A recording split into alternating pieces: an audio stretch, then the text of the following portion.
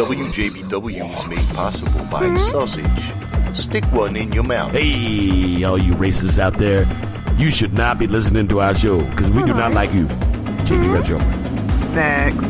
Bob Leamy is the one guy that I know that has a drill bit big enough to do a big, nice, glory hole at any truck stop he goes to. You're very silly. You know that. It's silly, man. Nope. Fastest man to woman. That's what we're going to do. Yeah. Yeah. Sometimes I don't listen to some of our podcasts. That's where it's at. Yeah, I like it. Oh, some people are into that. I know there's a website. Fucking asinine. Some shit like that. You gotta do the Rocky Mountain Ride. Big disco. Boy. Everybody get the Rocky Mountain Ride.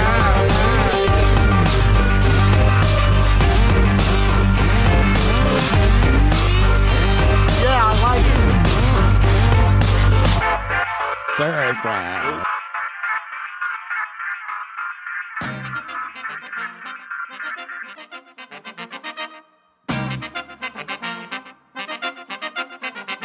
All right.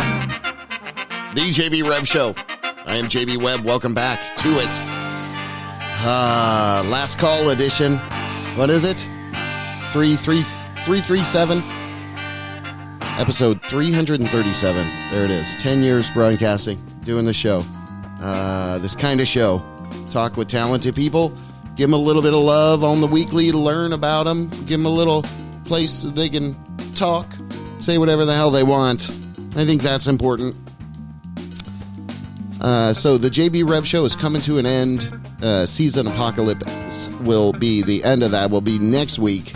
So tune in this week, next week. 2 special episodes. This edition, no slouch. That's for sure. On this session, we're going to come out of the gate reconnecting with a local legend we interviewed a couple years ago, Thomas Thorspeken, and he's been doing some really just impactful art as of late. And we wanted to talk about that. Give him a little voice. Hear what the hell he's seeing out there. He sketches what goes on in real life. Anyway, analog artist, digital world. Go check that guy out. What's the other thing? 7:30, 7:40, something like that. Dave Cantwell, a guy that I met up at Tony Roman's just recently. He's from PA. He's a good guy. He loves music. He was in this band, I think, for a while, Crowbot or something. Anyway, so he's kind of a rocker, and he's a food advocate, and he's a sport advocate. So it'll be interesting. We'll see if we can get him to give us a little sport. We never do sports on the show, so we'll give him that forum. Check out what's going on in Pennsylvania. 8 o'clock hour. Back to Orlando, another local legend. This guy recently put on an incredible show, No Days Off Orlando. Andy Matchett is joining us. He is behind a couple of great bands here in Orlando. Andy Matchett and the Minx previously, and more currently Johnny Wild and the D-Lights. So we're going to get to talk with him about the awesome stuff he's doing to help keep Orlando musicians working. And anyway, but there you go. Open phone lines, pretty much the whole show. You can always text us. You can chat live on Spreaker if you want to do that. 407-906-9328. It's funny, too, because people never think about, hey, I can sell my art online or I can see it in a gallery. What people can do today with music and being online, I think is fantastic. Artists kind of had at least a little, jump over that in, Instagram and posting pictures of their art. So I'm glad to see that through the power of the internet, you can see a lot of great shows. There's so many going on, just like right on your stream, especially here in Orlando.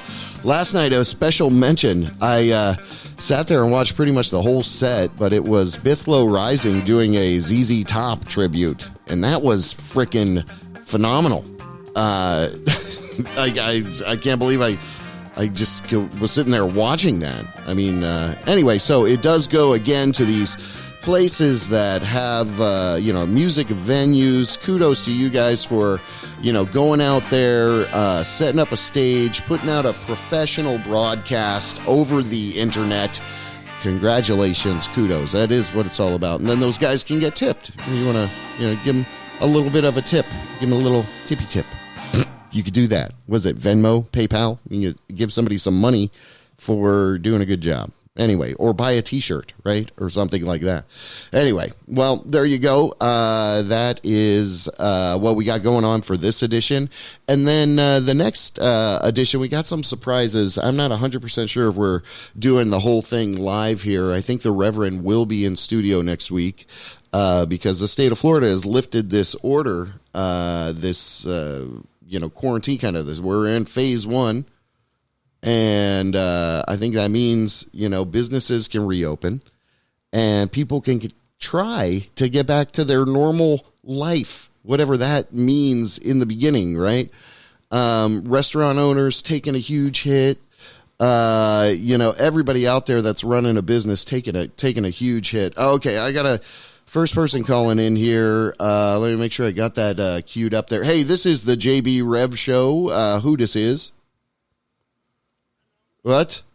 This call is an official final notice from the IRS. What? The reason for this call is to inform you that the IRS is filing a lawsuit against you. Come on. You must be taken care of. What? We've been giving you in the mail. Oh, okay. You have not been replying to it. We will come to your house if you do not proceed with this. You did not mail me anything, sir. And I am doing a radio show right now. No. This is the final notice. No, JB Webb, this is the final notice. Okay, you need to take care of this now, or we are going to have to put a warrant for your arrest, sir. Okay. We will come and we will take you from your domicile. Okay. We will take you. I am the captain now of this conversation. We will take you now. What is your name with the IRS? You're with the IRS? My name is Abraham Washington. What? I live where you are. That's right. Abraham Washington. That is my name. If you will comply, we will take care of this. So no one will have to go to jail. How much do you think I owe? How much do I owe? You owe in taxes $2,472. $2,474. Okay, that is right, sir. That is right. We need you. If you give us the credit card information now, we can want take care card of information now. So of course. Okay, let me get my card. And the Social Security. Okay. That is right. All right. Oh, you need my Social Security for this? You don't have it? Yes. Can I verify it with you while we're live on the air here? What is it? All right, so it's 3. Yes, if you would like to give me the card, I am waiting now. Okay. We can take. Okay, continue. Okay. Yes. What is the rest of the card number? No, that was you wanted my Social Security? Well, no, we need the whole card number as well as the routing and the checking, and we also need your blood type. Okay, all right. My blood type is fabulous. Write that down. That is not. Does that mean you have HIV, sir? No, does that mean you have AIDS? Wow, that is. I can't believe you're working for the IRS with that kind of attitude, sir. I doubt that you're working for the IRS. They send me mail. No, I do work for the IRS. I work for the Internal Revenue System. That's right. For the service. Yes, that's right. Oh, okay. Now, we need to take care of this now, or you will go to jail. If you do not take care of this, that is right. There was a warrant for arrest, and the police will come to your home domicile. Okay, that is not going to happen. Will. Abraham, no, that is true. No, you need no. Abraham, stop. You need to take care of this now. Stop intimidating me, Abraham. I'm not going to bend. Okay. I'm not going to bend. I'm not going to give you my credit card. First of all, you called me on a studio phone number. I'm starting a show over here. I'm on the radio. Go back to that. We need to take care of this. I do You're not on the radio. Okay. I need that you. That is great. I am glad that we can help you. I am glad that all your listeners know that you are not paying your taxes. You have taxes over $2,000. Okay. I'm glad that all of people know, Abraham, that you have not paid your taxes correctly. Okay. You are. You're almost as bad as Trump. He does not even report his taxes. You work for Trump, though, I thought. Aren't you with the IRS? Isn't that what you said? I work for the IRS. I don't work for Trump. Oh, you don't? Okay. Are you in the States? He's not the total authority of nothing. Okay. He is nothing. Are you He's a political cheerleader for Mike Pence. We all know this to be true. If I can just kindly get the credit card number and we can take care of this and you will no longer have to go to jail. Credit card number is 741. Going to pay with it's my Space Force card, 741 35. No, I need a working visa. This is my MasterCard, or no, I need an actual. Space Force is not real. It's not. Oh, you work for the IRS. What do you mean it's not real? Anyway, come on, give me a break, Abraham. I'm in the middle of the show. Can you call me back? Why don't you send me a letter? I never got your letters. What's my address? You live in Florida. Okay. Oh, good job. You got it. Well, send me some mail. Yes, I live in Orlando, Florida, by downtown. Okay. Thank you. That's scary, Abraham, that you know I live near downtown. Uh-oh. I know you know that I know. Well, okay. Well, Abraham. Okay. I'm not going to give you. I'm not going to give you anything. I'm not going to give you my credit card. I got to actually ask you to get off this. You need to take care of this. This will become a consistent. I do not want you to go to jail, sir. That is not my intention for calling today. I don't want to go to jail, Abraham. Well, I don't want you to go to jail either. Okay. I'm trying to help you. This is the final notice. Okay. There's also different options. Oh. We can have you go off to a different country and you can work it off for slave labor. That's right. No, that is not real. Okay. All right. I don't believe you anymore. I was just about to give you my credit card too, and you pulled that. I don't believe that. Hold on. I will get you to my manager. Hold on. Oh, okay. All right. Okay. Hello? This is Abraham's manager. That's right. Hello. Yes. Oh, you sound just like Abraham. I am Abraham's manager. What is your name? Yes. Tom Brady. That is my name. I am the manager. Okay. Now, what seems to be the problem here? And, obviously, we were trying to take care of the final notice for this. We do not want you to go to jail. We want to take care of this. I don't want to go. Calmly and cooperatively. Well, I was going to give him my credit card number, but he cut me off. So I don't know. Now I'm skeptical because, he said that Space Force is not real, sir. So I'm It is not real. It is not real. Space Force is real. The Avengers is also just a comic book. Yes. It's Avengers is a comic book. No. You're shattering my dreams, right, sir. yes. No, I don't like it. I'm just trying to be a realist with you, sir. I'm just trying to help you. Sure. Help me help you, because I do not want you to have to go to jail for how he I'm not paying it. No, I'm not paying it over the phone. I'm not doing that. I'll send you a check. What is going to happen? Are you going to send people over here? Well, there will be a warrant for your arrest. You will be arrested. That is correct. Yes. All right, sir. What was your name again? Tony Danza? What was it? It's Tom Brady. Tom Brady. So the IRS, you will see in the mail. There will be you will see that the filed lawsuit will come against you. Okay, I will keep waiting. I'm going to hold on for that. But you have been great. Do you want to transfer me to anyone? Can I get? Can I order any kind of food through you? That is very offensive. I work for the IRS. I don't do not work for a food place. Oh, I work for the Internal Revenue Service. I just figured it doesn't sound like you do. It does not sound like you do. No, that is not. I live where you live. All right. Sir. Well, this can't be a real call. All right. Well, it can't be a real call because I am starting a show. You're jacking up my whole show here, sir. Tom Am I on the radio? Tom Brady. You are on the radio, Tom Brady. Are you excited about that? That is interesting. I should have told you we're broadcasting I'm glad live. I'm glad that all your listeners know that you are back on your taxes. Mm-hmm. It's good for them to know that you are not a good taxpayer. You don't pay your fair share. That's right. Not a good taxpayer. Well, I'm going to let you go, my man. Really appreciate you. We will send you the letter so that way you will see the lawsuit filing against you. If you do not pay, yes, you must pay. Yes. You have 30 days to comply. Okay. Thank you, sir. Jeez. All right. Get rid of that guy. Oh, my gosh. Oh, okay. I'm going to go to a song, come back. I think we're ready to queue up a call here in a little bit with Thomas Thorspecken. I got to obviously take care of my IRS problems, if that's true. So you're listening to the JB Rev Show. We'll be right back. Okay.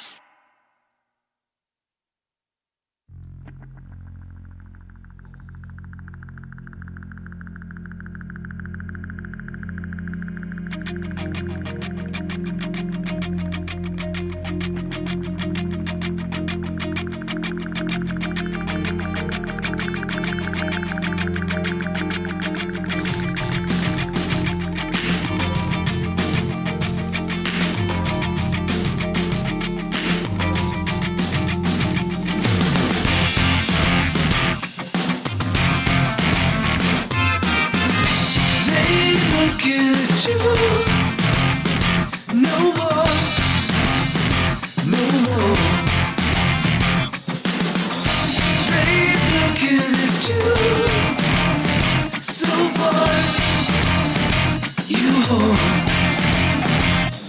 The rage from the bitch took it all. The freedom and nothing at all. The lawyers get wait, the death will be late. Said she'd take you to heaven, but she took you to hell.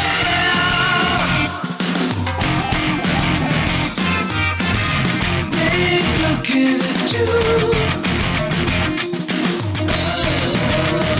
No more.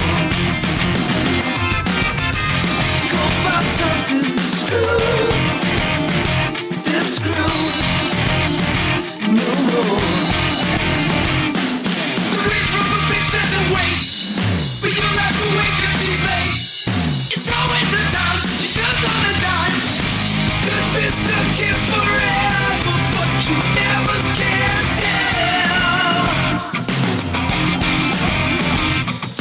Baby, does it always have to go to your head? Baby, don't you think your time is wasted?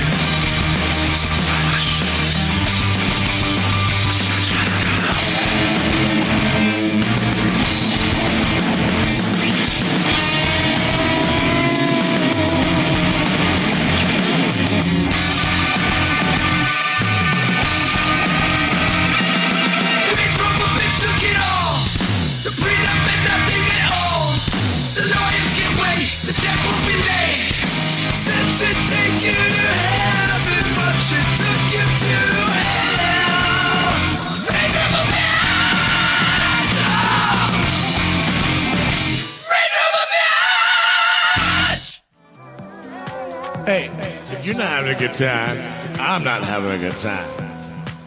So why the fuck you listening? Get the fuck off my channel. All right. The JB Rev Show. What's up? I am JB Webb, in studio Solamente. As you know, the coronas cause everybody to be separate and apart. And this week, I was happy to be able to, on one of the last shows, I love this guy so much. Number one, he's a great artist. He's a super interesting guy, so I'm super happy to talk with him. His name is Thomas Thorsbeck, and I think he's on the line right now. Are you over there, Tom? Yeah, I'm over here, JB. Thor, there he is. Good to talk to you. Yo, what's up, brother? Great to hear your voice. Hope you're doing well. Welcome back to our humble little show here. We interviewed you as a local legend at Maxine's on Shine a couple years ago. And yeah, that was awesome. Very insightful session. So I love to do a local legend reconnect with people because, you know, a lot of the people we talk to are perpetually doing great stuff. And of course, you know, present company not excluded. You really caught my attention. You did our logos for the JB Rev Show. If anyone doesn't know that, the badass logo that you see on all of our show and stuff, that's this gentleman right here. So thank you for that. Yeah, it was a fun assignment to work on. That was great, man. You really you did it right. So we appreciate that. And awesome. I was going to say too, you know, and for people that don't know, you have quite a healthy background in observational sketching. Yeah, I do it I did it before the pandemic every single day. I sort of faded off as the pandemic got worse. I was sketching trees just to keep some social distancing, but then stopped altogether and went political. Well, you see, and that's why I wanted to have you back on, because as I was kind of going there, you know, the people that we speak with are perpetually doing stuff. You started doing this series, and maybe we could start out just right there. I'm over here on Analog Artist, digitalworld.com. Anybody can go there and check this out. But with the first one of the sketches there, and as we were talking about, you know, you've done stuff, courtroom dramas, people out and about in the world, with them not all out and about anymore. Like you said, you kind of turned your pen a little political. And the first picture I'm looking at here from Tuesday, May 5th is a coffin of the Carnival Cruise Line like a huge luxury coffin cruise line. That's from today. And I mean, coffin. You are just masterful with this commentary. So I wanted to have you back on because I know, your very art form, is contingent upon, having people around, sitting around, certain events, plays. Actually, I think what's funny, in doing some research on Andy Matchett, I think you drew some pictures of him years and years and years ago. I don't know if you remember that. I've followed all of his plays. Yeah. And that guy's band, great. So of course. Yeah, that guy's great. So we're going to talk to him a little bit later. But right now, talking with Thomas Thorsbecken, a.k.a. Thor. But yeah, give us the impetus for this whole thing. Bring us into when this started after the lockdown. It sort of started when the pandemic began, and I was noticing the biggest things in town, the theme parks were still open. So the first sketch that I did was of Main Street USA at Disney World, with referencing back to the 1918 pandemic. I put a whole row of people in sickbeds on Main Street. Yeah. And by the time I posted it was the next day I posted it, and that day they shut down the parks. They did. My commentary wasn't as needed, but well, but every time a business was open that really shouldn't have been, they became the focus of my attention. Yeah, for sure. Well, I mean, it goes, one of our news stories later is this attorney who dressed up like the Grim Reaper and sat out on the beaches. I love him. Yeah, I thought of you. I was like, wow, that's pretty ballsy. But okay, so in saying all of that, you're kind of right there on the cusp of, what I think is just sad, is that we don't have the right kind of leadership to get us through this, or really the leadership I would say we need is the kind that helps us avoid this shit, and instead, instead we got today's foot right in it. I woke up this morning. Every day I'm working on a new one. I have to do one every day. And this morning I woke up and saw that Donald Trump did an interview at the foot of the Lincoln Memorial. So that giant statue of Lincoln in his chair, and he's comparing himself to Lincoln, which is a far stretch. I know. By any imagination. So my illustration of him as a very tiny little man next to this statue, and the room is filled with cardboard coffins. That's how they're holding bodies now, is in cardboard coffins with a label at the top of it that says head. So at least you know where the head is, as if it was the side up on a cardboard box. Mm-hmm. And these are stored in mortuaries on two chairs. They put two chairs out and put the cardboard coffin between two chairs, and they fill entire rooms with these. So it's crazy times, and he's sort of saying he's done a great job. He's doing an amazing job, and he's not. He just keeps saying the total opposite of what's happening. So it's absurd times, and it's easy to come up with a new absurd thing to paint every day when things are so backwards. Right. Right. Well, I mean, you do a great job again of encapsulating, kind of what, what people are seeing with this, with like people with gas masks walking through, parks, headstones on airplanes, and the list goes on. And that's why I just wanted to have you back. I want to have you back on to talk about this. Mm-hmm. Can do. It's hard to come up with a way of defining the numbers that are believable to people. I mean, most people can't accept the numbers, that the amount of deaths that have happened, and you have to boil it down to acceptable numbers. And on the day that DeSantis went to D.C., taking a plane to D.C., there was 83 deaths. So that's about how many seats might be on an airplane. So my thought was to turn all those seats into tombstones, which is a way just to try and define that one number to make people understand it in a visual way that people can understand.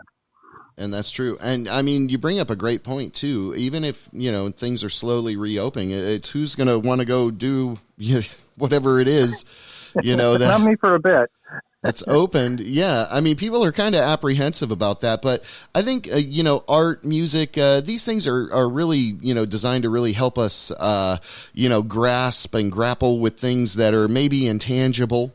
things that definitely you have to be in the time of right now to look at that picture and understand it. Otherwise, you're like, why is that guy? That guy's kind of, what's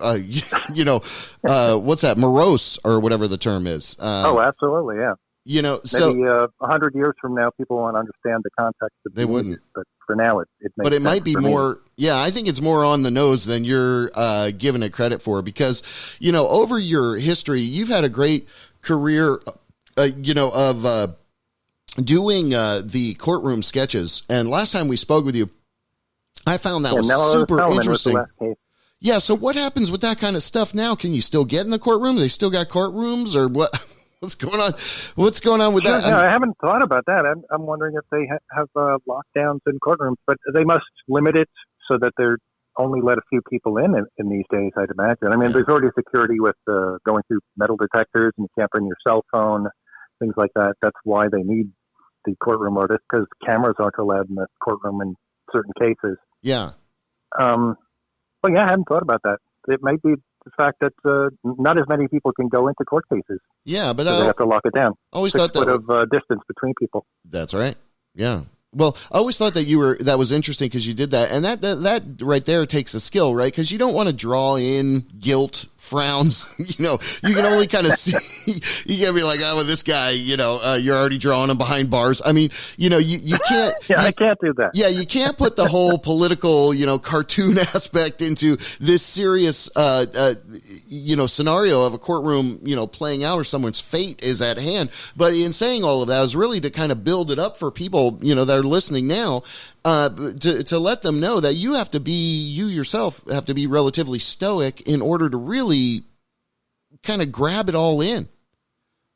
Yeah, I'm just sort of a machine when I'm working on location. I'm just trying to capture the essence of the moment, what their expressions are, what they're feeling. But now I'm going over the top with my commentary and putting people in absurd situations in absurd times, basically, to make it obvious that they are in one reality and we are clearly in another. Right.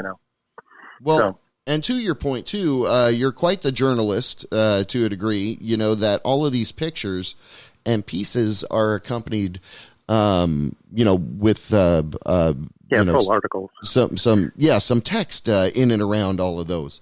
So in saying that, and to refresh people's memory, you had kind of a background, I think, in journalism early on, right?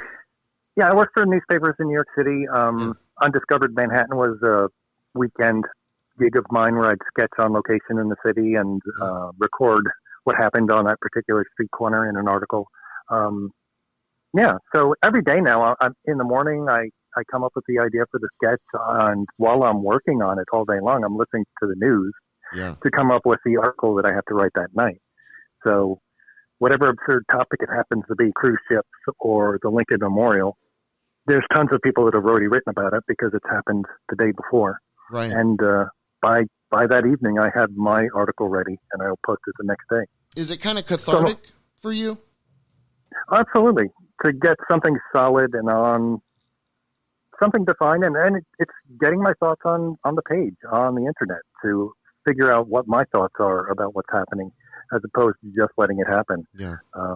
I go through my own thoughts all day long and then write something in the evening about what I think this means. I think it's super healthy. Yeah, I hope so. For sure. Well, as long as I don't get the virus, I'll stay healthy. Yeah, well, good. No, that's good to hear. And I will say the one that you did, and I'm on the site, analogartistdigitalworld.com. Encourage people to go check that out. There is the one that's themed from last week, Counter Protest. And that's very powerful. One of my readers sort of gave me the idea. I saw that one doctor standing in front of the SUV, and it was a counter protest to the people that wanted to open up the city, which is fine. But it reminded me of Tiananmen Square, and I know of an actress. I'm sketching actors and actresses all the time. She's in New York City now, and in talking to her, she said, "Have you done a sketch of Times Square? It's totally empty now, and I think that'd be an awesome image to do."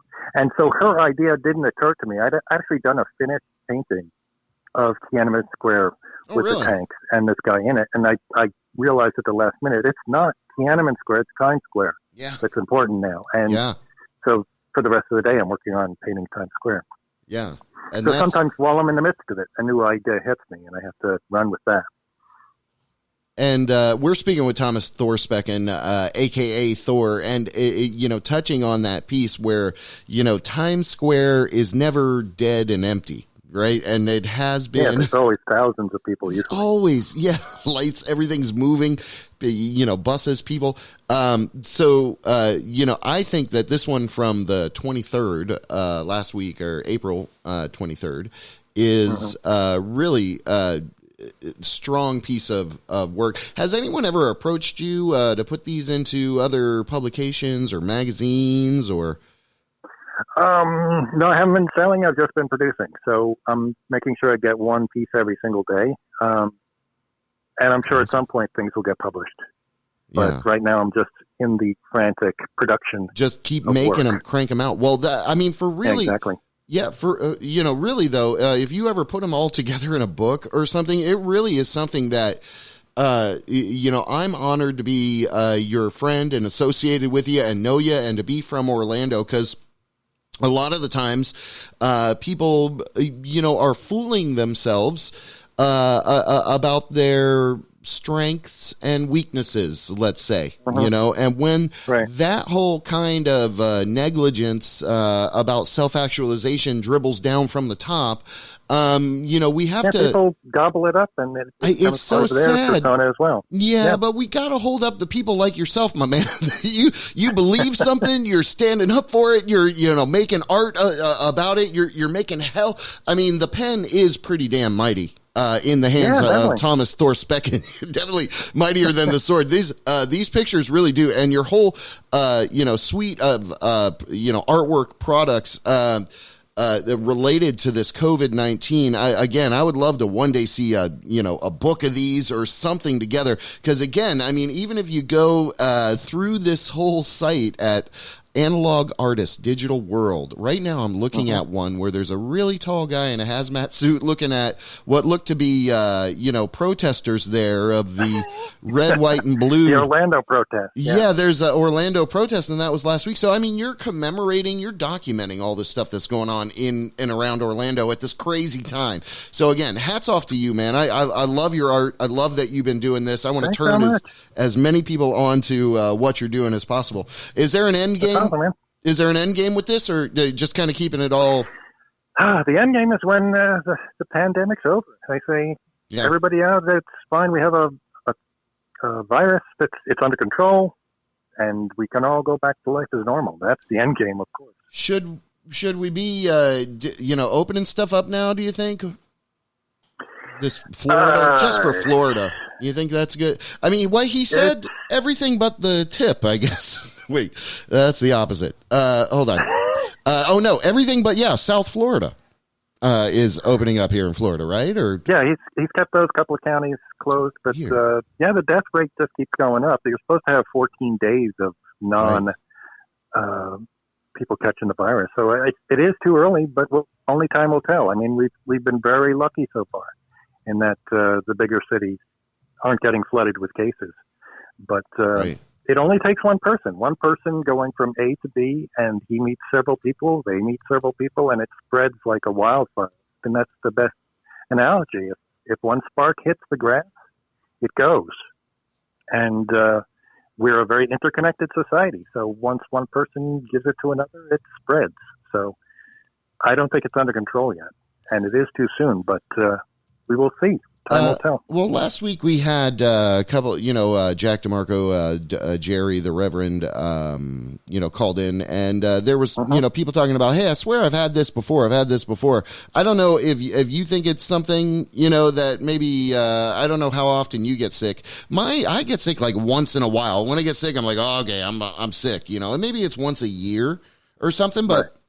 I had this thing, last year, and I was like, wow, that thing was almost the death of me. It was horrible. And I could have sworn, based on how they're describing this, that I hear, that, it's basically, it was that. It was that. It is possible. I mean, they're saying it spread from China, but nobody knows who has it or when. And that's what we have to get our hands on is, you've been tested, you're clear, and your friends are tested, they're clear. And that hasn't happened. So that's the only way to keep this thing under control is testing for everybody. And it's just not happening on a grand scale yet. Well, and it is crazy to see, too, how powerful we really are when all of the populace, works together, even if, there's some not willing necessarily to, but look at what the ramifications just 1 or 2 days of not going to businesses does, and airplanes not flying. And it really is amazing to see to see things whip back. And I don't know. I like to be an optimist, so even though we're in this current condition, like you're saying, I see a day where things are changed. And actually, I'm hoping that people are nicer to each other too. Absolutely. It's the same thing that happened after Pulse. People are more willing to hug, more willing to embrace each other and be kind to each other. And that's sort of changed based on the political climate. It's it really did. Totally contrary to what happened in Orlando. Orlando's its own little bubble of kindness and caring, and the rest of the country went the opposite way. Where it's just us versus them, and it's always us versus them. And that's not the way you get things done. Yeah, you're right. And I mean, you really have to be able to work with other people. And work around. There's got to be compromise. Yeah, I'll tell you, I was driving on the road today, and I've been having to go to work during this whole time last month, so I work in a very small office. So anyway, but I've been going, driving, and today on the road, man, I guess after people are locked up for a while, they just are driving like a sloppy hobo. Like dropping you tuna fish sandwich there, sir. Are you changing your lane? Or you? Yeah, it was crazy on the roads today. I don't know if other people experienced that too, but. Orlando's a little crazy anyway, because the tourists would be looking at maps or yelling at the kids in the back seat. Right. What's one big thing you want to do as soon as things kind of open back up? I want to go and see a show. I want to be among creative people again. Go to an opening. Yeah. See some art. Yeah. I agree. Great times. I agree. Watching shows on TV. They're broadcasting theater on TV now for free, which is nice. Yeah. On Netflix. I'm seeing some theater from London and everywhere else. But I'd love to see live theater, live performances, art, music. It's what I thrive on. I love the energy of that. It inspires my art. Have you seen, Thor, any of the performances like Southern Fried Sunday, any of those setups like where they do it from the New Standard? Yeah, I haven't seen a local one yet. I've seen... Phantasmagoria did a performance. I saw them. I've seen a couple of readings. I've got to get back in the loop and start seeing those. Basically, I'm working so long. I get up at 8, 9 in the morning, and I'm working all day on a painting. By the evening, I'm writing an article, and by the end of the day, I'm pretty burnt out every day, just trying to get one idea down. Yeah, and juggling all these crazy political things that are going on. Well. You are awesome. I love the fact that you took this crazy energy of this whole lockdown and you turned it into very poignant and pointed political commentary, and very much so. Wishing for the speedy return. Had to change track. Yeah, I want to get back. I want to get everybody. I want to get it back to where we were. Go back out again. So I look forward to seeing you out pretty soon. What's the I think the best website is what we've been talking about, analogartistdigitalworld.com. And it's going to switch over to WordPress soon. I'm almost ready to roll it out this week. Okay. So the look will change, but it's the same website. All the material will. Oh, you're moving your domain over to Word. Oh, okay. I got you. Yeah. Yeah. So it's going to be really good. I'm having time to redesign and make an even more beautiful version of what I've been putting out. Well, and people can go there. They can buy some of the things that you have already set out, and they can most importantly communicate with you and consume the content that you create. The one and only badass local legend, Cat. I'm grateful you called in, my man. Thank you again. It is Thomas Thor. Thomas Thor Specken. Thanks so much. Good to talk to you. You're a rocker. Well, let me do this. Hang on the line. I think I got to jump over to a track. I got to queue up for this next caller over here. But anything in closing that you want to shout out? I know we talked about the website. Anything out there you wanted to throw out there? Everybody, stay safe.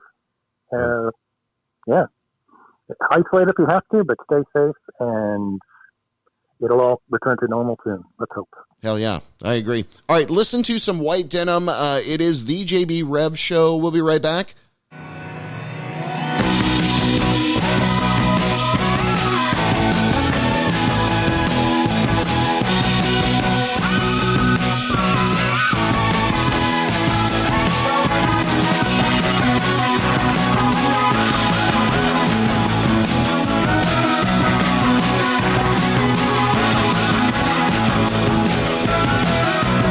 So your summer came early. All the streets are empty and no one's dancing. Running harder than you should be. You wanna come back, but it just ain't right. I don't understand rock and roll, no, I don't understand, I don't understand, oh no, no, no, I don't understand rock and roll, no, I don't understand, I don't understand it. Do the get around shut down? Why keep sweeping through your whole town? Look outside. Dig deeper, killing time. Play it safe, go for a ride. I don't understand rock and roll, no, I don't understand, I don't understand, oh no, no, no, I don't understand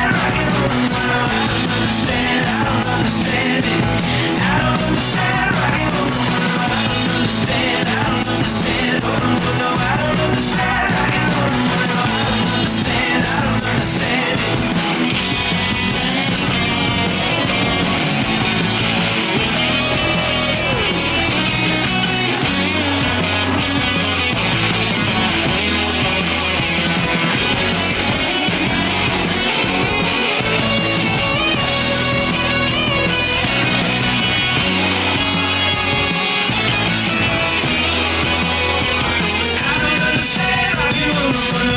understand, I don't understand, oh no, no, no, I don't understand rock and roll, no, I don't understand, I don't understand it.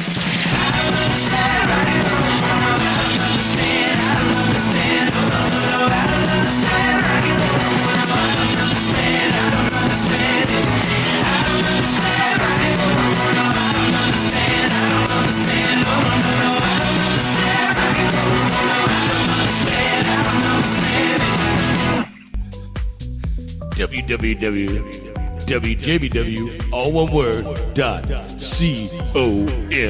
WJBW, Orlando, Florida. That's right. The first quasi-radio web show. Wow. Scooby-Doo. Yeah. Yeah. JB Webb in studio. The Reverend should be calling in here pretty soon. But on this edition, it is our hashtag last call. And what I thought would be cool is I got to meet this guy over at Tony Roman's, and I think Cousin Dave was how I was affectionately referred to him. And he was a cool guy, and he came in. He was actually a part of our show over there and gave us a lot of insight on music we spoke about. And this was all before the pandemic. So I was like, you know what? Let's see what the hell that guy's up to, because he's still up there in PA. So on the line, we have AKA Cousin Dave, Dave Cantwell. Welcome back to our little show here. How the hell you doing, man? Good, man. Just holding in there, trying to have a good time, trying to social distance, just being creative with things, Yeah. How are things up there? What part of PA do you live in? I'm in Schuylkill County, so it's like right by Pottsville, Yingling Brewery. Okay. You ever had Yingling beer? For sure. Yeah. So just there's been a lot going on, a lot of things closing that we didn't expect, different things. But it's not too bad up here. But we did get lumped in with the Philly group for reopening, so it's we're a little worried about that. What does that mean? Well, we have I think a little under 400 cases here, and Philly has 20,000. Oh. So Yeah. So they're, I don't know if they changed that, if they're going to go county by county now, but hopefully they just go county by county and we don't get stuck. How is how are the arts and music scenes faring up there? I mean, I'd imagine it'd be kind of like down here. You know, people go play at bars and venues and stuff like that. How's everything going in that regard? Well, there's a lot of people getting online on Facebook, going live. There's a lot of groups. There's this Honest Travs where a lot of musicians will get on there and play. There's like 50,000 members across the country.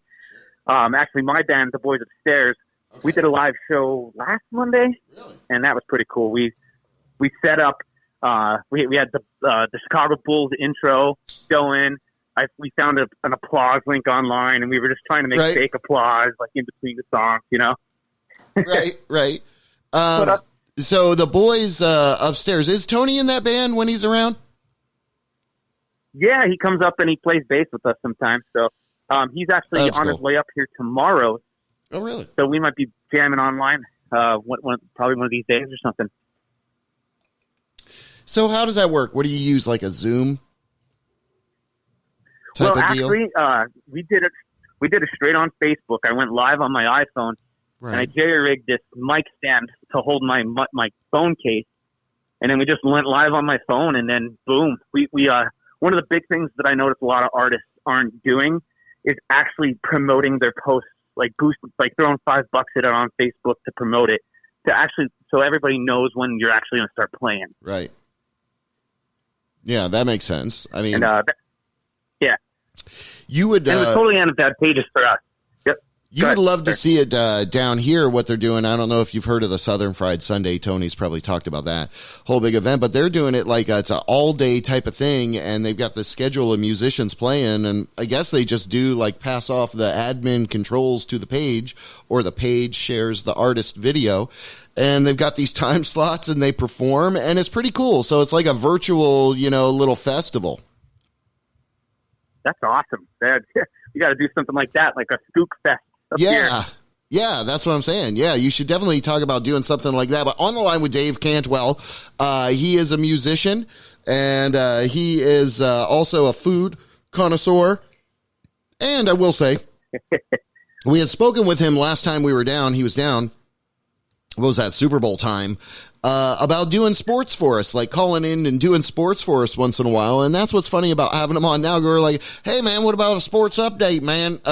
Because there's no damn sports going on for over a month, and there's supposed to be. But anyhow, how have you been dealing with no sports over there, Dave? How are you faring? I hate it. I bet. Yeah. I hate it. I am a diehard Philly sports fan. The Flyers were just on a push to win the Stanley Cup. They were doing great. Yeah. And then, boom. Everything ends. Everything goes. Basketball's about to start. Boom. Ends. Phillies. They're just about to start. Boom. Ended. Yeah. But one good thing is today is the start of the baseball season in South Korea. Oh, in South Korea? Do they have baseball? I guess they love baseball. Yeah. Baseball is huge in like the Asian countries and everything like that. But yeah, they're actually playing live games right now. They start at like 1 a.m. And they had a little boy in a bubble throw out the first pitch. What? Like Bubble Boy? Yeah. Why? Okay. Yeah. Well, they dressed him up in the bubble, and it looked like a baseball. So he just ran to home plate and just touched the bat. And that was like to protect him for social distancing, all that stuff. I guess. I don't know. Yep. Or was that more of a gimmick? Anyway, so you literally watched South Korean baseball. Yeah, I mean, one of the big things with Asian baseball and South Korean baseball is they do bat flips whenever they hit like a home run or something like that. Oh, and they're sights of legend, man. They're so cool seeing them. They flip them like 20 feet in the air. Really? It's awesome. Oh, so that's like their touchdown dance, as it were. Yep. Yep. Cool. So what else happens up there? Obviously a big sports town. Any local sports anybody's taken to do online gaming and stuff like that? I always thought, and they've joked about it time and time again, where they could just do a season, like on the PlayStation, just have, like a tournament. Okay, we're doing a mock basketball season and have it like on a video game. There's actually people doing it. NASCAR did that. Yeah. But they actually sent like rigs to their house, but they said it's just like driving real vehicles, and they did that on. And I think one of the drivers rage quit because he hit a wall. I didn't see that. Yeah, well, I mean, I'd rather sit on a fucking couch with a controller than be like, oh, I got hurt in the virtual rollover bar. I crashed my fake car. Yeah, that would suck. Yeah. One other fun one that I've been watching is Jelly's Marble Runs on YouTube. Oh, yeah. JELLE. And it's these guys commentating these marbles rolling down tracks. It's just ridiculous. I think I've seen that before. It's brilliant, though. And it is interesting to, see what you would do to make a sport, out of virtually anything, and unfortunately, with this whole lockdown, it's like that's one thing that definitely got, live music, live art, live sports interaction, that all got shut down. But one thing that is a steady comment, and hopefully for years and years to come, let's talk about food. We always talk about food on this show as much as we can. Up there in your neck of the woods, are y'all known for anything? There's a bunch of stuff we're known for. Let's talk about food. Like Kavalanik's kielbasi. Oh, kielbasi. Kavalanik's kielbasi, Mrs. T's pierogies, Okay. Wow. our pizza up here, Old Ford's Pizza. It's all great stuff. Yeah. Do you have local spots you go to? Are you worried about any local spots not making it out of this thing?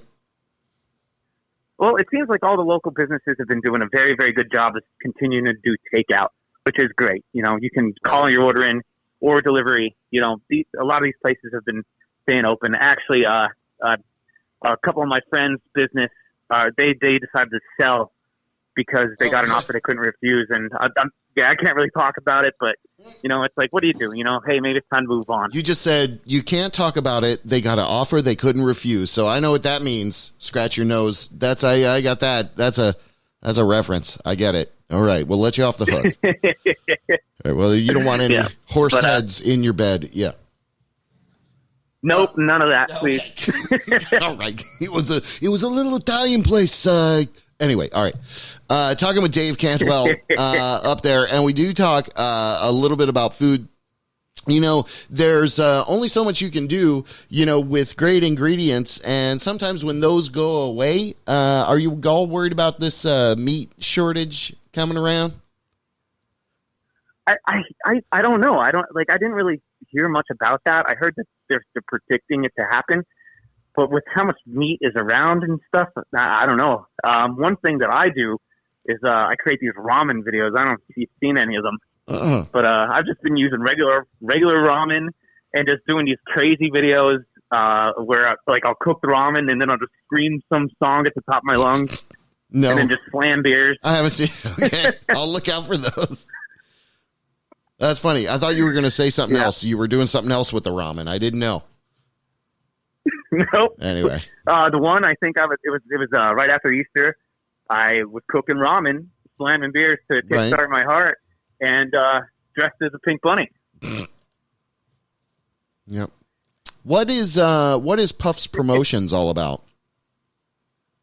All right, so Puff's Promotions is an organization that me and my buddy Tyler Budwash run. Okay. And we used to do music festivals. Yeah. And they would go well. We do like $5 covers for like 5 different venues in Pottsville. And they were going great, but then some of the venues didn't want to work together, unfortunately. And then it just turned into a headache. So we changed it over and we started running beer festivals. Okay. So these beer festivals, it's the Schuylkill County Brew Fest, which was supposed to be May 16th, but we get over 30 different breweries to come in and sample their beers, and there's tons of food. We had a pork barbecues, awesome. These hot sauce burgers called Screamers. But the beer is amazing. There's over 100 beers usually that you can try. Yeah, you must have some good choices right there with the Yingling, I guess, right there. I didn't know Mrs. T's pierogies came out of there either. Yeah, actually, Mrs. T's and Kavalanik's kielbasi, and there's actually 3 kielbasi places: Lucky's Kielbasi, Kavalanik's Kielbasi, and the Capitals. They're all from my hometown of Shenandoah. Dude, do they score them across the top of the kielbasa? Isn't that the way you actually do it? You score it across the top, like crisscross, and you fry them on the top and bottom? You split them. I don't think I've ever done it that way. How do you eat them? No, I've never. Well, there's two types usually you can get from Kavalonics. There's smoked and fresh kielbasi. Okay. And smoked is already cooked. You can eat. They make kielbasi sticks, and you can eat them just like that. Usually we just cook them just like hot dogs. Right. But the fresh, you have to boil that in like a small pan with it, just covering it with water for an hour. And they're two different tastes, but they do taste amazing. Yeah, that's interesting. Yeah, the one is yet to be smoked. Yeah, the smoked one's damn good though. Anyway, maybe that's something I saw. Yeah, maybe I saw it on TV or something. Anyway, I was just curious. Yeah, well, Kavalonics, they also do a kielbasi loaf, where they just make it into like a loaf thing. A kielbasi and, you loaf. Can slice that up. Damn. Yeah, that sounds interesting. It's out of this world. Yep. So what they do for their events is they'll slice it and they'll chop it up nice and thin and cook it with jalapenos and sauce. So it's like a kielbasi cheesesteak. Damn, that sounds good. Talking with Dave Cantwell, a kielbasi cheesesteak just sounds really good. That's a new thing. I never heard of that. That sounds glorious. Do they also put onions and stuff in there, I guess? Whatever you want, but the one that the owner Mark, he made one for me at an event I was playing, and it was jalapenos, cheese, and just the kielbasi on a bun. It was great. Yeah, that sounds good. Anyway, well, you rock, my man. We want to wish you much success. If anyone wants to go find out about, and are you rescheduling this beer fest for later in the year? We're hoping to. I'm in constant contact with the city. We're hoping it'll be in July sometime, but worst comes to worst, we'll have to just postpone it. We also do one in the fall called Bruce Giving, so we might try to combine the two if we can do that later. Okay, what's Bruce Giving? Bruce Giving was a new festival we created last year. Bruce Giving. Okay. Yeah, Bruce Giving. I was like, who the hell is Bruce? Bruce. Right. Bruce Giving. Yeah. But yeah, we did the same thing. But we did one thing that we do with our festivals is we give out championship belts based off of like who had the best beer in a collaboration with Tyler's brewing company, Togaroo. Okay. And so the Schuylkill County Brew Fest is like the overall champion. That's one belt. Bruce Giving, we did tag team championship belts where two breweries had a collab, and then we voted on whose collab was the best. Nice. So what would that entail? A collab, food and beer? No, just beer. You guys get together, come up with a recipe and an idea. Oh, they got to like join their brews. Oh, I see. That's pretty cool. Yeah. Yeah, it turned in really, really well. And my buddy Tyler, he's really, really good with those ideas. And he's about to open his own brewing company, which is really good for him, too. That's badass. What's a good place? Give us some shout-outs before we wrap this up. Any good places? Dave Cantwell, again, a great brother up there in PA. Any closing shout-outs, thoughts? Clothing? Oh, closing. I'm sorry, closing. Yeah, anything in closing you wanted to shout out? Any of those breweries? Or, hey, Tony Roman, what's up? Say hi to him. Yep, shout out to Tony. See you in a couple days. Shout out to Yingling Brewery, Evergreen Brewing Company. I drink their beer all the freaking time. Pizza Boy. My friends at Gilligan's back at the bar I used to go to every day. Not going there anytime. And a lot of local places in Pottsville like Roma, Tony's Meat Market, Kavalonics, Kielbasi. They're all great places. Check them all out. Cool. All right. Appreciate it, Dave. Hang on the line for a second. We're going to bump over to a track. This is actually Johnny Wild and the D-Lights. Our next guest lined up after this song will be Andy Matchett. So we appreciate hanging with us. It's the JB Rev Show, talking with talented people. We'll be right back.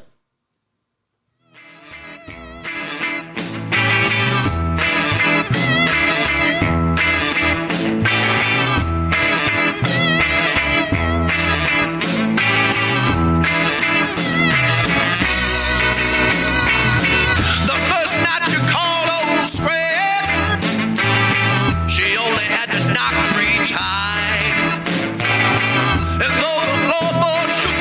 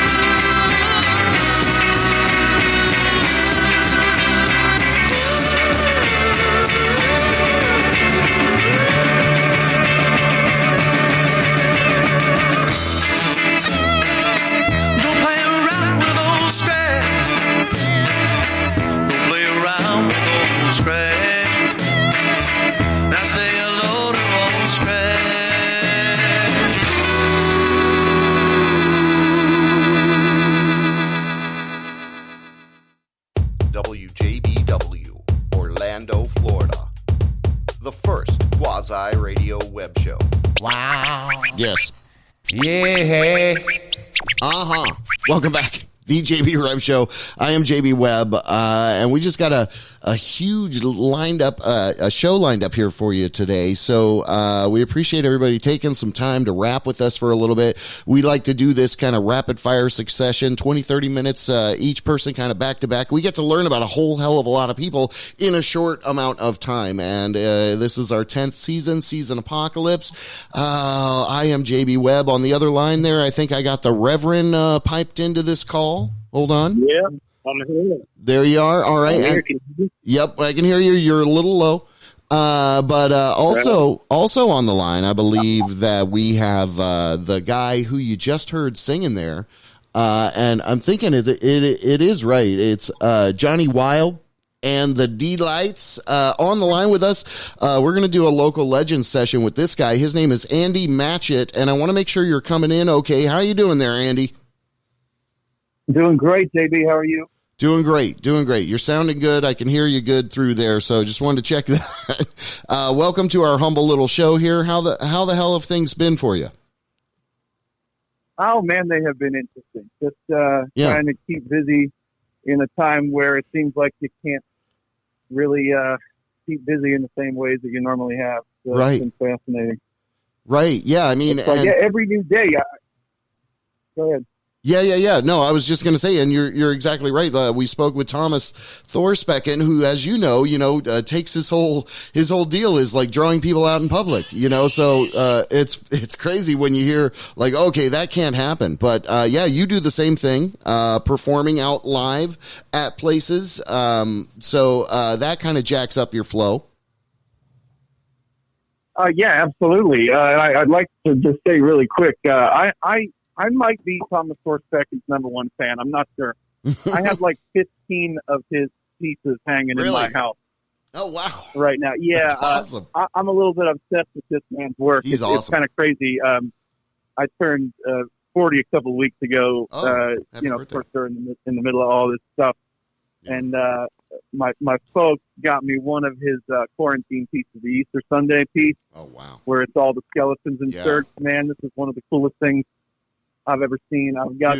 I actually have. I just got to brag on it for a second. Yeah, please do. It's one of my most proud possessions. And I bought a couple pieces from him, including the one that's the Notre Dame Cathedral Fire. And he hooked me up with his plans that he used for the Ivanhoe mural that he did. It's basically the downtown Orlando. Really? Yeah, it's like a hand-drawn sketch that he taped on the wall while he was working on the mural, and it's still got the tape on it. It's still got the paint splashes. Man, I'm such a nerd for this guy. Yeah, no, I know. I'll tell you what was awesome about him too, Andy. When we broadcasted live from Maxine's, he was our first guest, of the show, and then he sat over there and he did a drawing. And I coincidentally, it was the night that they were having. I think Billy Maines had recently passed away, actually, and we got to speak. What's his first name again? Hold on, the craft. Anthony. Tony, thank you. Yeah, Anthony. We got to speak with Anthony that night, and it was just such a powerful, impactful evening. I forget what episode that was, like Maxine's After Dark 2 or something like that. But Orlando really does have the recipe for people that, are sincerely caring about each other. And that's what I love about this town. So, anyway, I'm gushing all over Orlando. Hold on. No, wait, that's the Eola fountain. Hold on. I'm on a swan. I'm going to get in trouble. Let me get off this swan. Okay. Anyway, talking with Andy Matchett, and you're one of these guys, man. I was explaining you to somebody and I said, yeah, he's kind of like, Michael Andrew from Swingerhead kind of guy, who we also interviewed on this show a long ass time ago too. So we do this local legend. I think you've been in Orlando 20 plus years, right? Yeah, my folks moved when I was 5, like in 1985. Hold on. I was out for a little while, Tallahassee and D.C., but came back again. You're in Florida. Hold on. Let's give you our title. We're going to give you our title. Hold on. It's Local Legend, Andy Matchett. Unconventional session here on our last call edition, but he's a great guy. He's definitely a rocker. He's a mover and a shaker, and we're going to get to learn all about him on this edition. Welcome to our humble little effort here, Andy. Again, we dub you our Local Legend title. You definitely got the chops with your recent effort in No Days Off Orlando. I just want to say hats off to you for that. Oh, dude, thank you. I'm actually sitting here with Holly Don, who was my partner on this thing. One of several. We had Walter Lowe from Blackburst Entertainment and Roger Docking, another. You're talking about legends. This man deserves it more than anybody. We just had the right team at the right time. And to me, in the early stages of this, we thought, all right, well, we got to take some kind of action here. We don't know what's going to happen. We need to adapt, and we need to adapt quickly. Right. And we just got lucky enough to have the right team, and it turned out really great, man. We've been poking around trying to figure out ways to do it again. But it feels like there's a new change every single day. We want to make sure we're being safe above all else, Well, the timing of it. So many other great. Yeah, the timing of it was just brilliant, though. Like I said, man, we got really lucky with the group. I mean, it was not a lucky time for the world, but in terms of making a move and being able to help people that were worried about what was happening, I think everybody's calmed down a little bit, and there's some light at the end of the tunnel. Anyway, but at the time it was like, what in the hell are we going to do here? Right. Let's try this. Let's see if this works. And, you talked a little bit about the new standard and what Will is doing down at Will's Pub. Yeah. These guys are taking it and running with it, and they have the ability to do that on a weekly basis. Southern Fried Sunday's doing a hell of a job with it, too. We always pay attention to what the Wynn family is doing. No doubt. Of course, Kaylee Baker, we love her so much. We worked with her on a number of projects. We love it when those guys are doing something. Eugene, I mean, these are, you talk about legends, and we drop the word local in front of them. But as far as I'm concerned, these are national legends that people just haven't had the privilege to be exposed to yet, Orlando's a great city, and I mean, speaking of what you just said right there too, being exposed to, I didn't have a big acquaintance with your background or past or history, so we always typically like to ask people, about origins. How'd you first, get into music? How long ago was it? So I don't want to forego that part with you. But I do appreciate really what you did there, in bringing that whole event together, because that was a spark of hope. It was like, hey, we could do this. People could do it like this.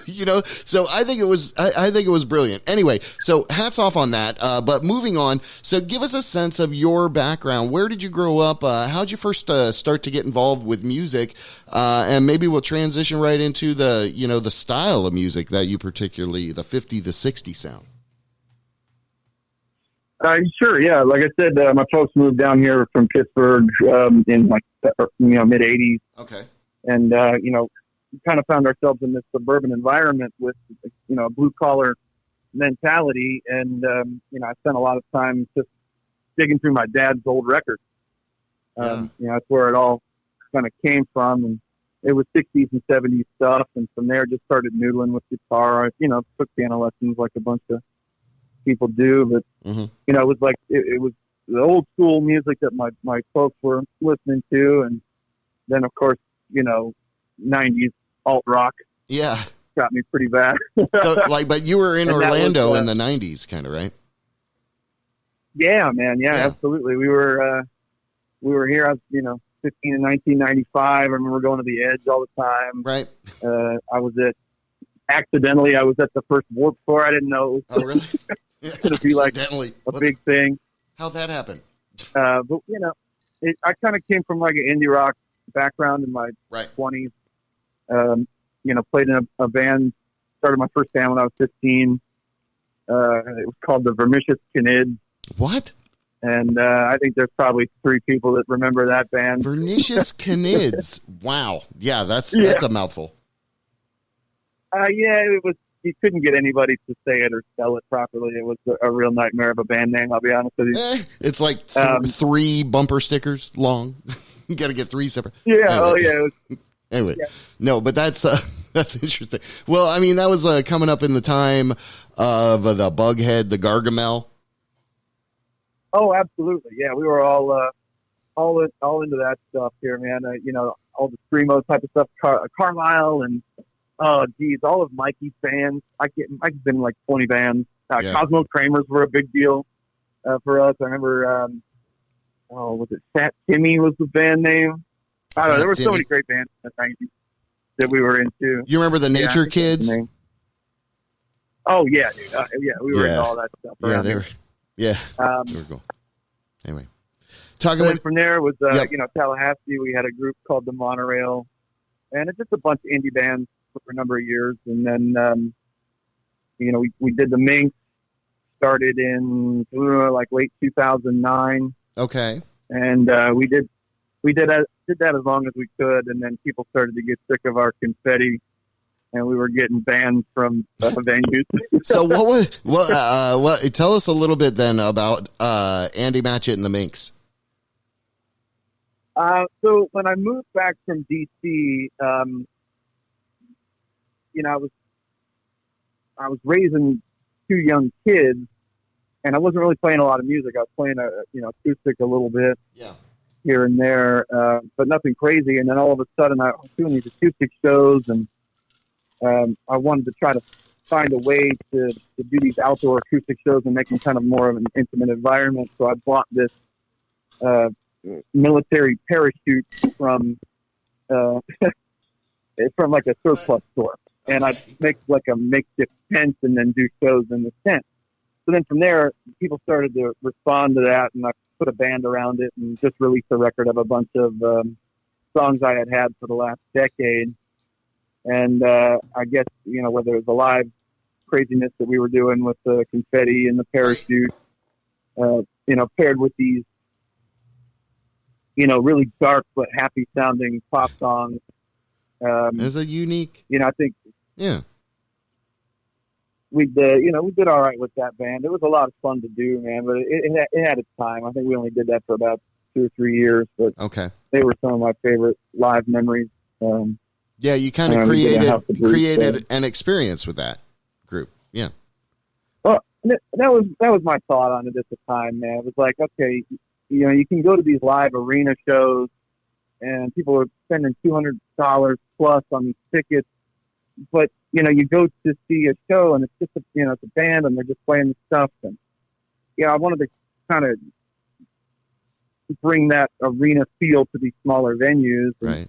For a while it was really cool. Audiences loved it, but like I said, when the guys got to sweep up a bunch of confetti at the end of the night, and we're sweeping up confetti until like 3 a.m. after shows, along with the bar staff. How long is it? It got to be where we couldn't do a show without it, and just kind of seemed like a good time to call it quits. Right. Well, okay. So then, after the Minx, kind of closed it up there. So now, if people don't know, Johnny Wild and the Delights is your current band. How much time it was in between those two? There wasn't a whole lot. I mean, when I folded the Minx, it was probably, I think we did our last show in 2013, but we hadn't really played a show for about 6 months to a year. So then in 2013, I started playing 50s music at Peacock Room in a little trio called the Continental. And we would do like Stock Hop Sundays or Mondays. I can't remember what day it was. Mm-hmm. We had a really good time with that. And then people in the local theater scene started to get wind that I was doing, that style of music. Yeah. And there are a lot of jukebox musicals that they want to do on the outskirts of town. So, for retirees and stuff like that. So they asked me to come and do the Buddy Holly story at the Ice House Theater in Mount Dora at the beginning, or it was the end, I think, of 2012.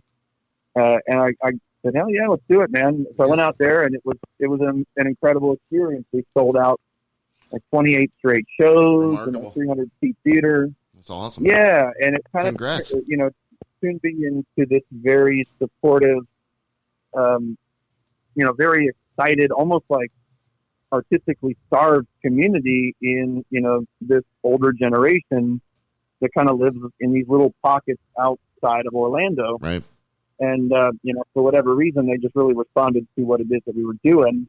And from there, we started a group. It was called Johnny B and the Starlights at first. We changed the name a couple years back. But we started to do, Buddy Holly stuff. Yeah.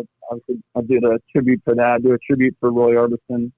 And I just really got into it, man. I mean, original music is kind of, my passion. Writing is my passion, but it's not really, I don't know, man, it's stressful. I got to tell you, there's a lot of stress to presenting it to the world. I've got, tons of music that I've written that just kind of sits around, it's just for me and whoever might want to listen to it. But, really this I enjoy a lot because it kind of marries all the different things that it is that I do into one project. So we kind of ran with it, and we found a good home out in the Villages. I think the Villages gets a bad rap.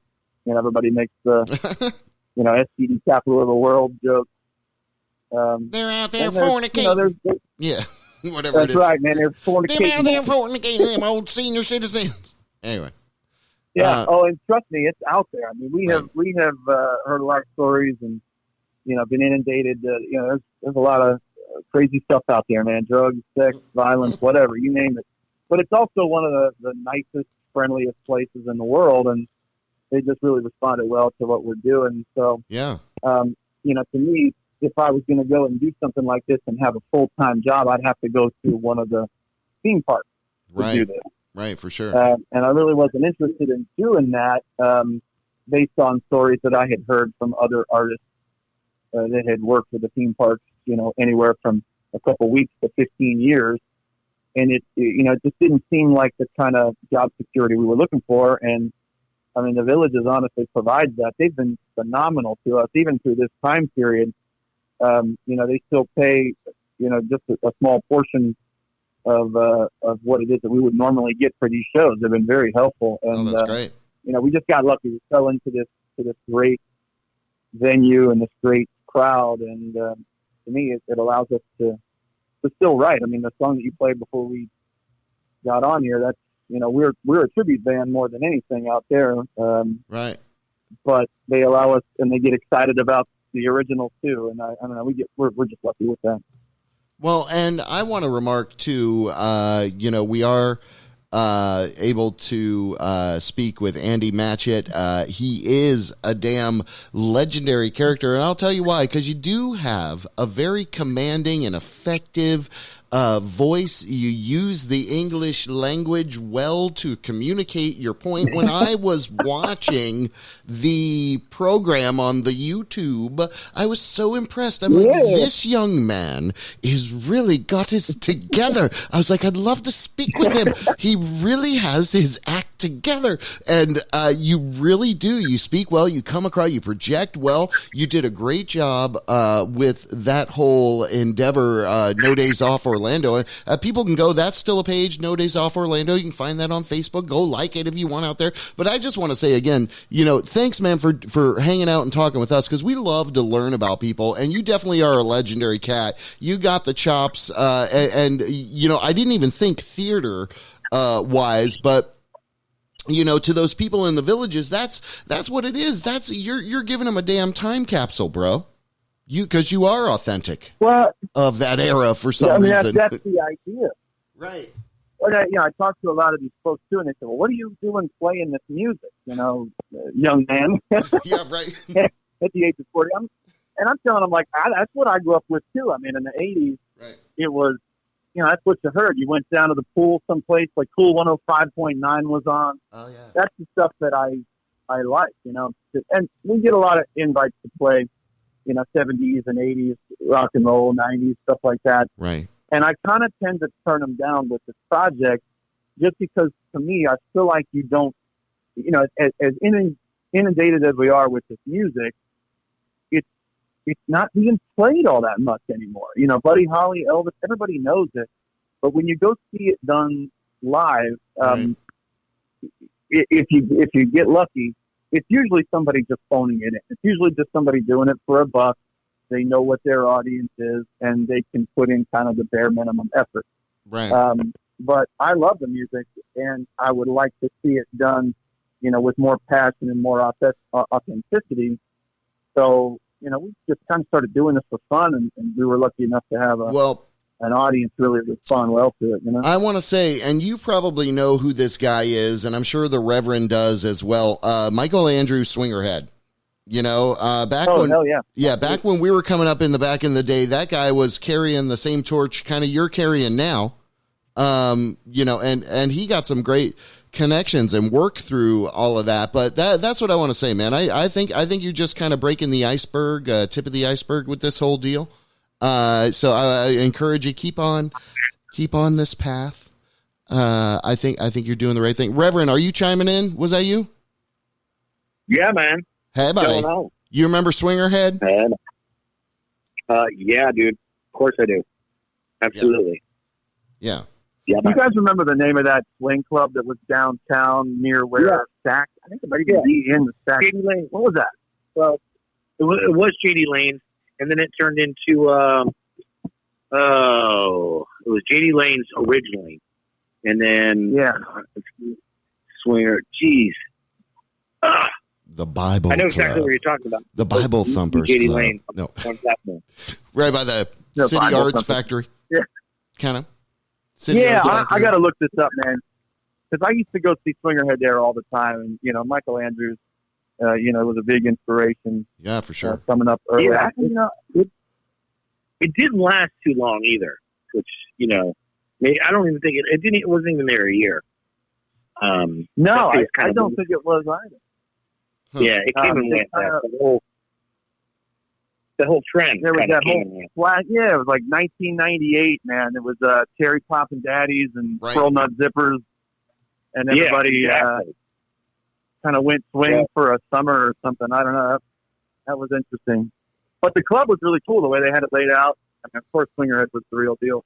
And that's not. JD Lanes was the guy that was in Warrant.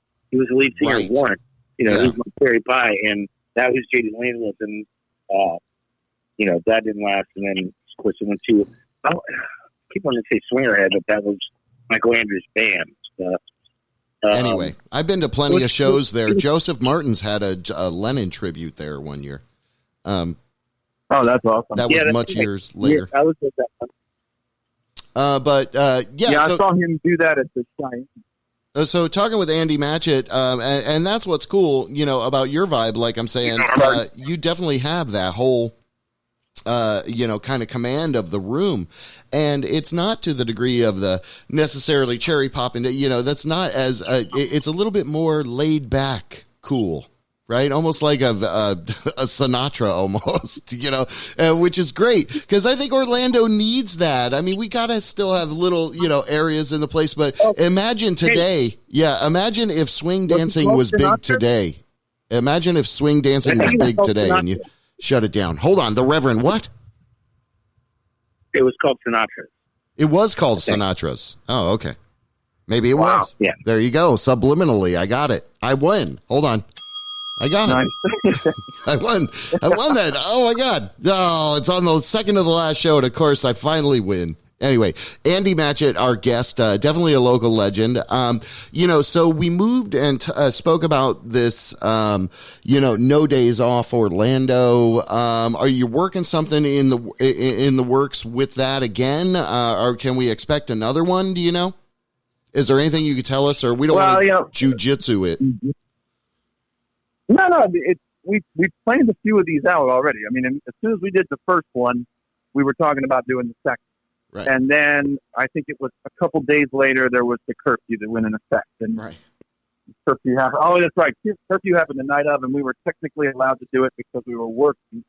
And we even had the mayor made us just a short appearance via video on the show. So we felt like we were safe with that. But then it was the lockdown, and it seemed like restrictions were getting tighter and tighter. And the more we spoke to people, the more we felt like it would be irresponsible if we brought a bunch of people into the studio, even with all the precautions that we were taking. Right. And then from there, it was like, all right, well, we can do these remote. But the whole idea was that we had the studio. Right. And, people can do live streams from home and stuff like that. But we had the studio, the film equipment, all that stuff. So we've been trying to adapt to the new changes. But my thought is now, all right, we're getting to the point where I don't think we're wrapping up with this, but, where we can kind of get back to where people are getting a little bit more comfortable. Sure.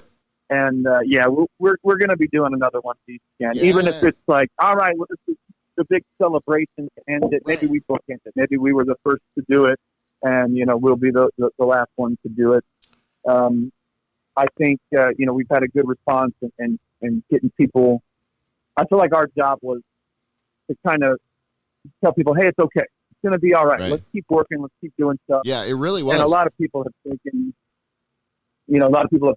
those ideas and really run with them and done such a great job with it. And if we had a hand in inspiring that at all, then that's fantastic. And that's the job. I think so. Job well done. I think so. But yeah, the idea is to do them again. Well, that's great. Yeah, I think so. Because in some respect, I've been trying to get down some event planning. We're trying to put together a big Screaming Peacock Festival over the summer. And maybe we can collaborate or work on it with there, because I'd love to kind of, bend your ear about a couple of things regarding especially the live broadcasting. But, anyway, Andy, you rock, my man.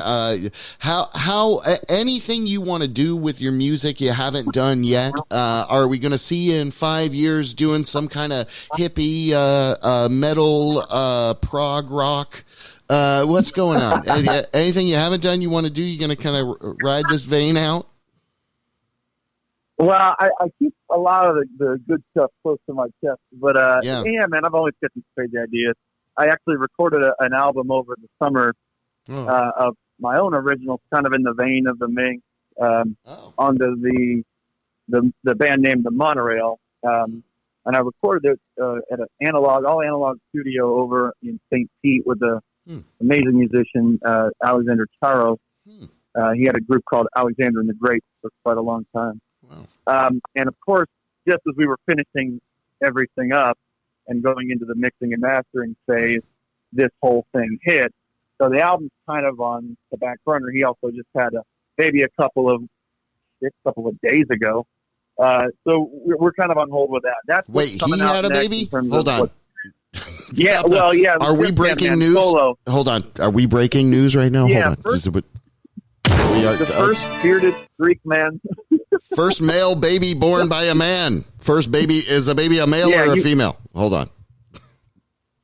We got to get our facts straight. It's a male. Okay. I think it's a female. They have a little girl. Okay. Okay. So his wife had a baby. It was a standard vaginal female birth, man. Yes. Sorry. No, that's okay. I thought we were breaking some serious news right there. Anyway. But no, they were wonderful through the process. So that's coming up soon. And we'll pick it up, once he gets comfortable with what's going on. That'll be coming out soon. The band is going to be called The Monorail. Yeah. So that's like that's exciting. One part of this whole thing. And then the other thing is, Johnny Wild, of course, we're sitting around. We can't play shows in the way we used to. Right. But we are getting, from a business standpoint anyway, we have to get more creative with what we're doing. The live stream stuff to me is really cool if you do it right and you put an original, unique spin on it and involve some comedy, right, and give people what it is that's going to hold their attention. What we didn't want to be was just somebody with terrible lighting, like hit and go on the iPhone. It was such a great with an acoustic guitar. It was so great. You really did a superlative job. Well, everybody all working together though, because that's exactly what it does take, is a whole production team to make something that awesome. So again, I want to commend you guys for doing that. When I saw that, I was definitely inspired myself, being a producer, being somebody that puts original content together. And I was like, at the end, and I was like, you know what? I have keep this little list. Sometimes I make a list, and anyway, I went back to that list, and I'm like, I have never reached out to him like I said I wanted to. So I appreciate you being able to kind of do this pretty quickly with us. You are a stand-up guy. You're a talented guy. And I really want nothing but the very best success for you. So congrats on everything you've done so far. Thanks for hanging with us. Dude, absolutely. Yes. Can I ask you a quick question? Yes, of course. Yes. What is this about? This is the second to last show. What's going on here? Oh, so changing format? Yeah, so we've been doing this show, Jerry and I, the Reverend, for 5 years now. 5 years before that, I was kind of doing it pretty much all by myself. So anyway, we're just at this 5-year marker where it's like, hey, let's kind of step back and reevaluate and maybe, come at it, do things a little bit differently. So, and it's a little bit of a respite, what are those things called? A sabbatical, to a degree. Yeah. Oh, yeah, that's the right word. Sabbatical, yeah. But the theme parks are using a furlough. You're furloughing yourself. I'm furloughing myself in the bathroom. That's right. I'm furloughing myself in the shower, all by myself. I'm furloughing myself in the shower. It's so good. Anyway, but yes. So it will also be something that we're working on. The Screaming Peacock Festival and future date of Under the Influence at the Imperial. So we are working on more festival-based type of stuff, so we'll see how that goes. I don't know. I'd love to do it. Maybe we can do it all like a video, kind of like you did. But go check this guy out. Drop some links, Mr. Matchett. Links. Let's see. What do we got? JohnnyWild.com. That's going to be JohnnyWild.com? the main one. Yeah, JohnnyWild.com is JohnnyWild.com. That's the band headquarters. We're posting all of the videos that we're shooting from the house. Instead of doing live stuff right now, we're kind of doing these things where, we pass the video file off to the band members. Right. And then we edit all the footage together later. Yeah. And we're trying to do one of those like every couple of days starting. Actually, yesterday was the first one. Yeah, those are cool. We have no days off. Yeah, dude, we're having a good time with that. We can't keep pace with Thomas Thor's second. I don't know how this man does it. I don't know how he does it either. I know it's amazing. Bonkers. Makes a picture, writes a damn intelligent article. He's crazy. Well, and I can't even keep up with looking at his stuff. Like, I forget some days to tune in and check out what's going on, but it'll pop up in my Facebook feed, and it's one masterpiece after another, dude. The guy's incredible. Yeah, he's unreal. That's incredible. We're trying to do like every couple of days some kind of funny and interesting video, whether it's what we would normally do to get ready for a show, or a sad country tune, or something a little bit more uplifting. We're going to have all three of the gals that are involved in the project are going to do a version of Lollipop coming up soon. Yeah, like so in the moment. Headquartered at JohnnyWild.com. JohnnyWild.com. Yeah, that's my kind of. Yeah, JohnnyWild.com, and then you've got if you want to keep tabs on No Days Off Orlando, that is NoDaysOffOrlando.com. The live stream is still up in its entirety. You actually, all the links are up there, so anybody tuning in can jump on there and donate. You can donate directly to the artist. That's what I would encourage at this point. But of course, No Days Off is still open as well, and any donations that we get there will help us in production costs for the next round as well. Awesome. So, I would say to keep tabs on that. We're going to be doing another one here, and there's definitely going to be a May version of it, as far as I can predict. But again, we don't know what's going to happen 3 hours from now with the way the climate is. I'd like to see. They said UFOs were here. Pop out of the woodwork. Yeah. Yeah. Right. I just want a damn microwave that doesn't go off. Yeah, I want a microwave that doesn't make noise at 3 a.m. Let's work on that first. Anyway. Yeah, good luck with that. Right. Andy, hang on the line, my man. We're going to bust over to this track from Johnny Wild and the D-Lights called She's So Sweet. And I don't know if you want to 1950s talk us into this DJ radio style. You want to do that? Absolutely, man. All right, y'all. Tune in right now for a little Johnny Wild and the Lights, the hot fresh track, the hot new single. She's so sweet, babies. Y'all take care out there. Be safe. My baby, she's so sweet. Just one bite makes my night complete. Like a creme brulee for a midnight treat. Baby, she's so sweet now. Baby, she's so sweet now.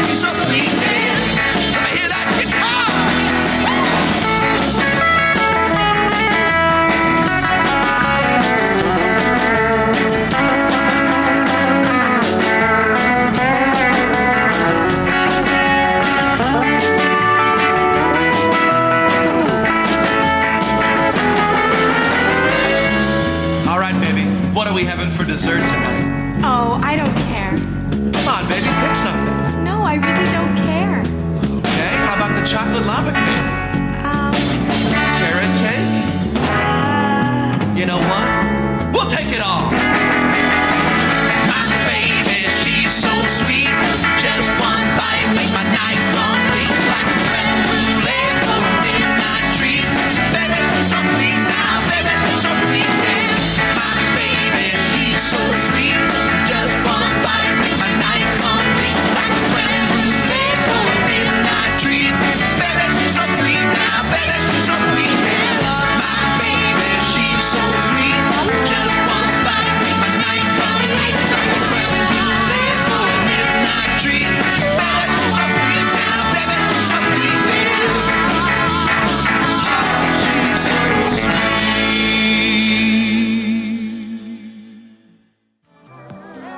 Hey, if you're not having a good time, I'm not having a good time. So why the fuck you listening? What the fuck? Get the fuck off my channel. Get off my channel. If you ain't listening for what you're listening for, you are listening, learning about people. There you go. Rapid fire. Bam, bam, bam. Thomas Thorspeckin starting us out. Dave Cantwell giving us some flavor and color in what's going on in PA. And then Andy Matchett coming back. I like Andy. What a cool guy. Anyway, the Reverend on the line. I got Jack DeMarco queuing in. Hold on, let's do this. There he is, Mr. Jackie D, merged in with the Reverator. How y'all doing? Oops. Well, there you go. That's my bad. I almost, hold on. There you go. Okay, everybody's merged in, and now you're in the board. How y'all? Hey, what's up? What's going on? There you are. Hey. There I am. You know. Just doing it. Just doing it. Doing it. Jack DeMarco. How are you? There he is. Yes. All right. Hello. All right. How many awkward things can we have? Hello? Anyone? Yeah, I know. There's like a delay. I feel like there's a delay going on. There's not. Or maybe I'm just really high. Okay, that's probably could be a combination of both. Right. Okay. Yeah. How are you guys doing today? Doing good, buddy. Good. Yo, you want a little break? You want a little break news badly? Yeah, we were going to do that. I didn't know if the Reverend had a revelation here. Hold on, we were just talking about that coming back. Hold on. Oh, yes, I do. Yeah. Did he just say yes, I do? Yeah. Oh. Yes, I do. Okay. If you check your messenger. Oh, okay. Let me get this queued up for you. So, all right. So we do have a Reverend's revelation, but how the hell are you guys doing? Last week we kind of had an organic topic. I don't know if we could start that again, and then we'll. If I just interject real quick, I have a story that was relating a little something to that. I wanted to kind of throw out there as a topic. Yeah. There was a few stories out there that I've seen that were related to it. Something I had mentioned and I thought I'd bring up. So we could either do that before we get into some stories. I have some fun, lighthearted stories that are out there too. That might make us laugh in this craziness that's going on before we get into a serious discussion, or go the other way around, whatever you want to do. So why don't we go into the revelation now and then get serious? Yeah. So we'll do that. Yeah, for sure. Okay, so we won't even bring up the topic. Okay. All right. Yeah. Let's come back after the music. Let's go into the news. All right, we'll go into the news after this. Then we're going to do the Reverend's revelation. Yep. Let me make sure you guys are both up here. All right, so hold on. I'm going to have to step away when I bust into this, but I got this track queued up. What is this? Loco Dice, DJ Tennis. Yep. Remix. The Roots. track is called Roots. Really good. All right, so you got any flavor around this? Yeah. Well, yeah. The reason I picked this is last year around this time. I went to the Further Future Festival. You remember that? When I went to that, it was I was part of the JB Rev Show then. 4 years ago when I went to Vegas for the Further Future. And Jack, you're familiar with Further Future because their involvement with Robot Heart at Burning Man. Yep. Right. Okay, so it was a Robot Heart festival, and DJ Tennis was there, and he was actually doing a DJ set with reel-to-reel. He had 2 reel-to-reel tapes, and it was just amazing. And he's just an amazing DJ, and this song's really, really cool. So let it rip. JB. The JB Rev Show, Reverend's Revelations. We'll be right back.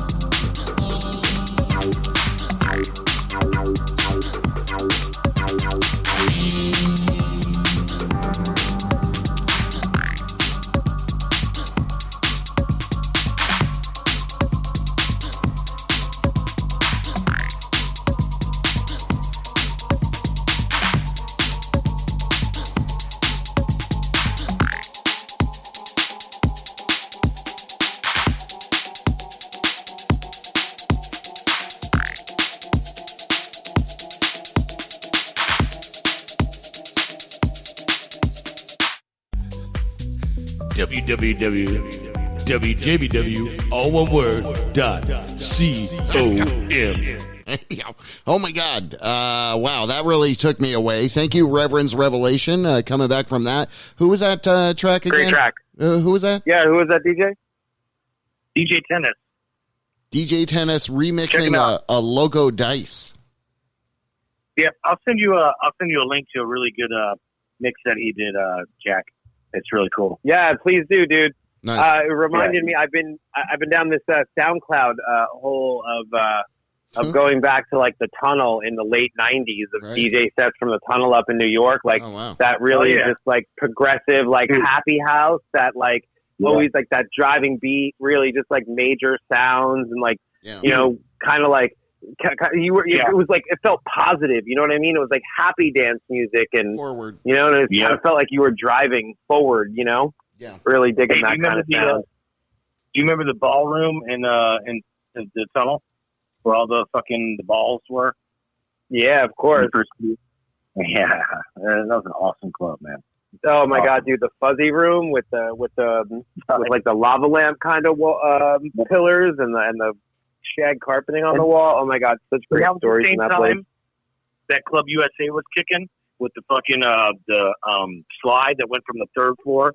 And you go all this curly slide and it drops you down on the main dance floor. Oh my God, Such crazy times. And then the one where you got to go in through a dryer. Hey, so Rev, so that future festival, the further future, I was thinking about it. I think that might have been the first time that I actually filled in last year. So that was like the one that they hold out in like southern Nevada. It was just outside of Vegas. Oh, okay, cool. Yeah, southern Nevada. And, okay, and it was they did 2 of them, and they just they haven't done any since. The last one was like 4 years ago that I went to, but it was amazing because Left Field was there, DJ Tennis, HVOB. There's so many huge acts there. It was incredible. It was amazing. Really, truly. Yeah, if you remember to send that link, dude, that'd be great. I'd love to check it out. Yeah, I definitely will. Cool. All right. How about some news? Cool. All right, you want to break some news badly? Yeah. And now, breaking news badly. Breaking news badly with Jack DeMarco. The Reverend.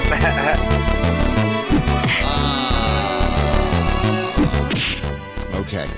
Yeah, so, okay. Here we are.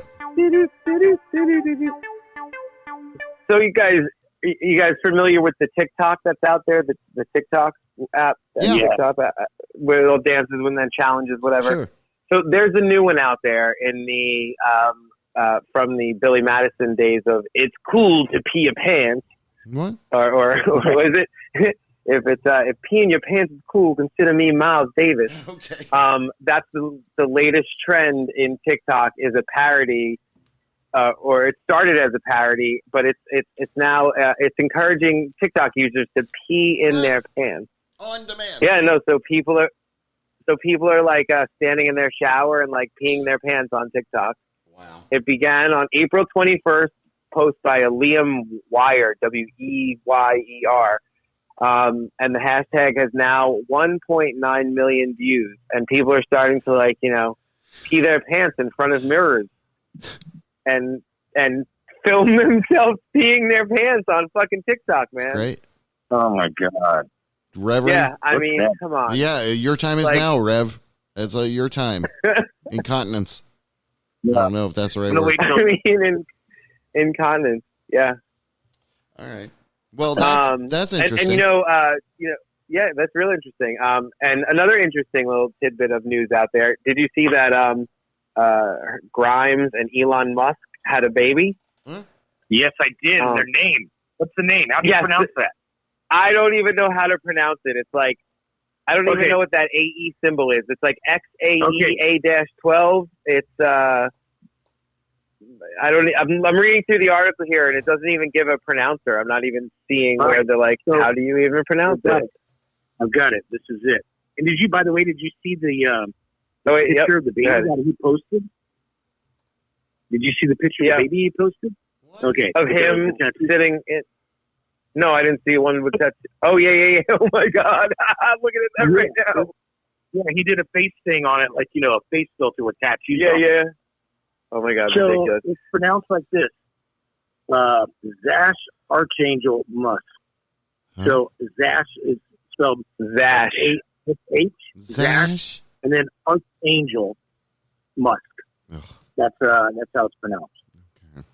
So Zash Archangel Musk. Which is it's worse than Apple. Congratulations. Yeah, I mean that's out there, but okay. I mean, well, congratulations. There you go. Congratulations to your kid. Song. Yeah. So remember, was it last week? I don't know. Everything's seeming to blend together these days, but where I told you guys about a man who bought a lotto ticket and then forgot he bought his own lotto, the numbers that he normally plays. So he bought another one and then won twice and won $2 million or something. Right. Another odd little lotto story. An Australian man said he bought a ticket by mistake. He was attempting to play a different drawing, but played it would be like he was going to play Mega Millions and played Powerball instead. Right. Accidentally, and won $800,000. What? I mean, that's pretty good. It's a pretty good mistake right there, right? I wish I had those mistakes. Yeah, right. Right. Yeah, right. I should make some mistakes like that more often.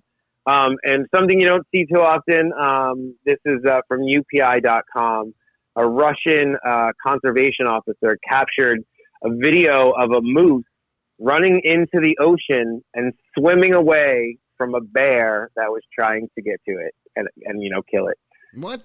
There's something you don't see too often. Yeah. The bear. It was in, let's see here, Kronotsky Natural Reserve in Kamchatka.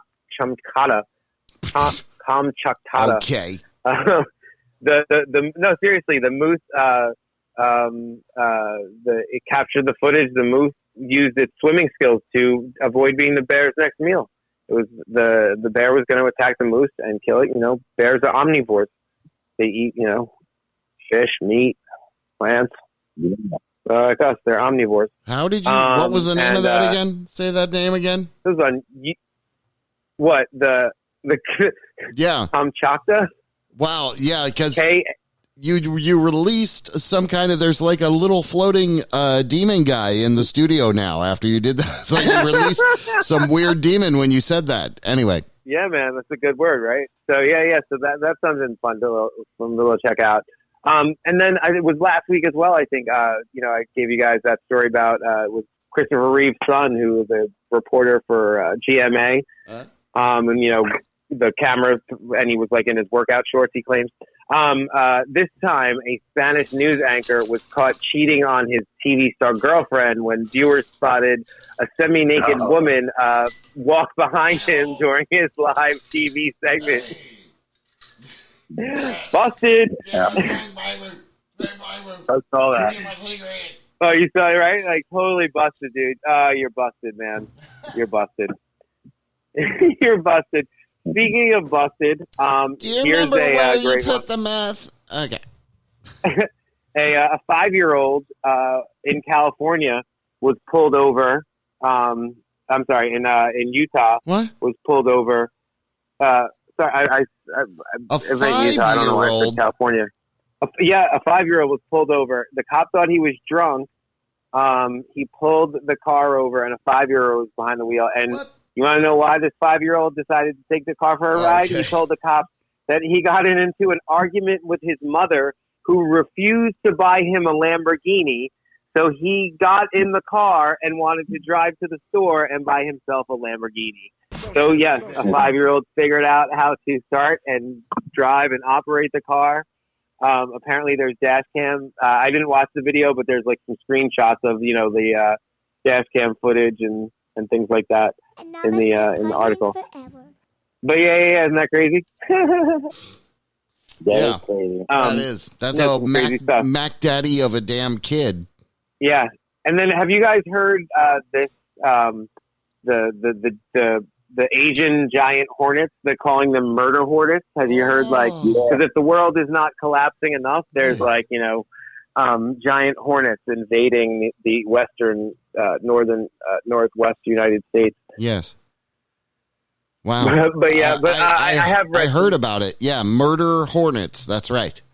They're calling them murder hornets. Well, I mean, they're not as we don't really shouldn't worry about them as much as the Facebook has been leading people to believe. The experts say, but they are very invasive. Like they and more so to other bee species, really, which is what it was. It's super harmful. They they can go into a honeybee nest and destroy it, and they they decapitate the bees. They're more and then dangerous. Use their bodies to feed they're more dangerous to other bees, to right? the indigenous bees. Okay. Yeah, to the indigenous life. Yeah, they're lionfish where they shouldn't be, or those Asian carps that are just spawning and eating all the other fish in oceans or lakes. So anyway, that's pretty interesting. Like the Reverend in Whole Foods Mart, right? Okay, we get it. All right. Yeah. Oh my God. Yeah. So then here's something that I think is a really interesting topic, and I don't know if you've seen some of these articles.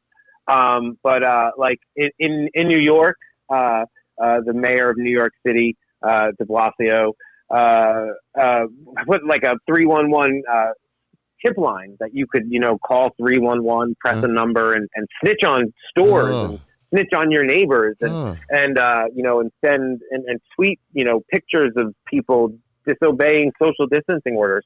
And, New Yorkers in true New York fashion responded with, dick pics and things like that. Of course, it's great. But also now, and I'm seeing this in other places, but this article, one in particular, in St. Louis, apparently when you snitch on governments about businesses that defied closures, those messages are not confidential. And now,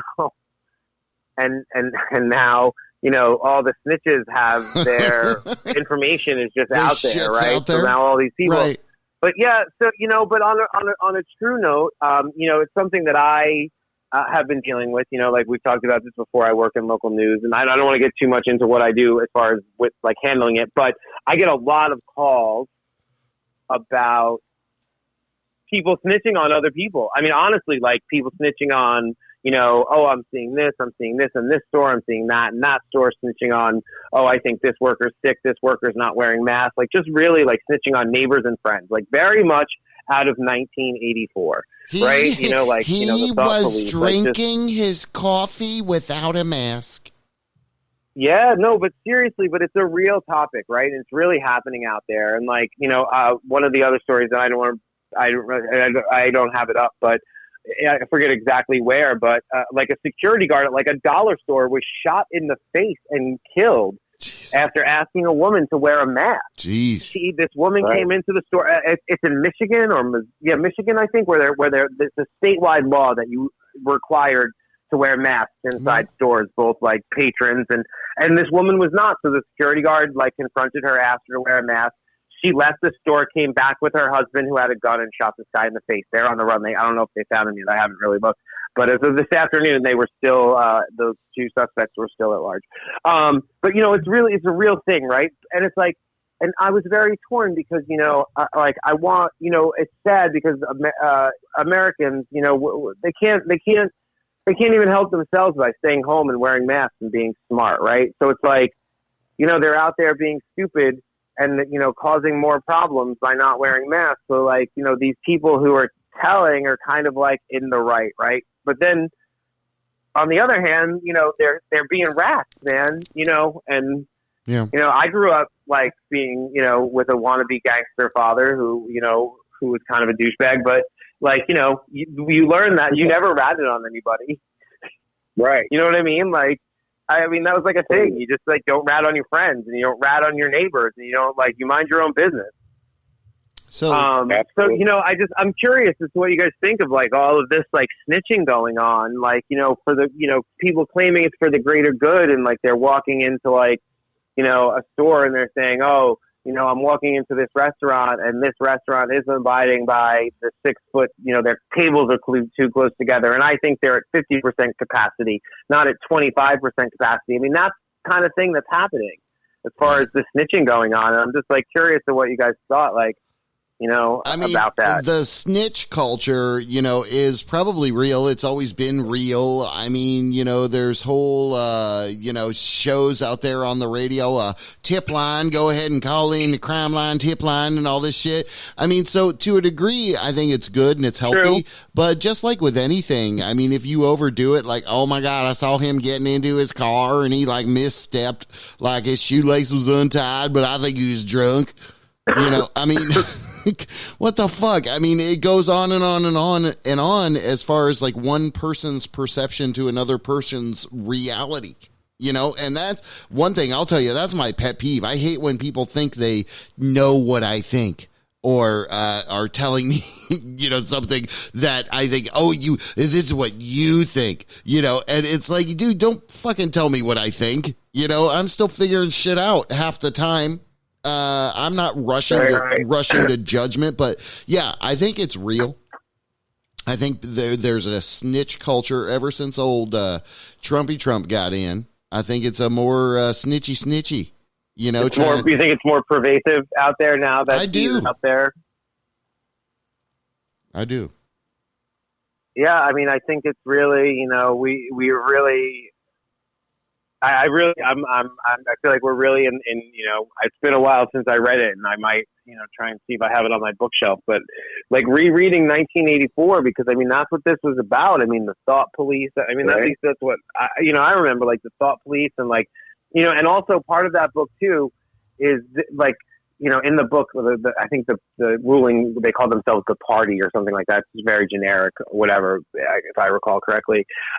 Maybe I'm recalling incorrectly, but for argument's sake, call it the party.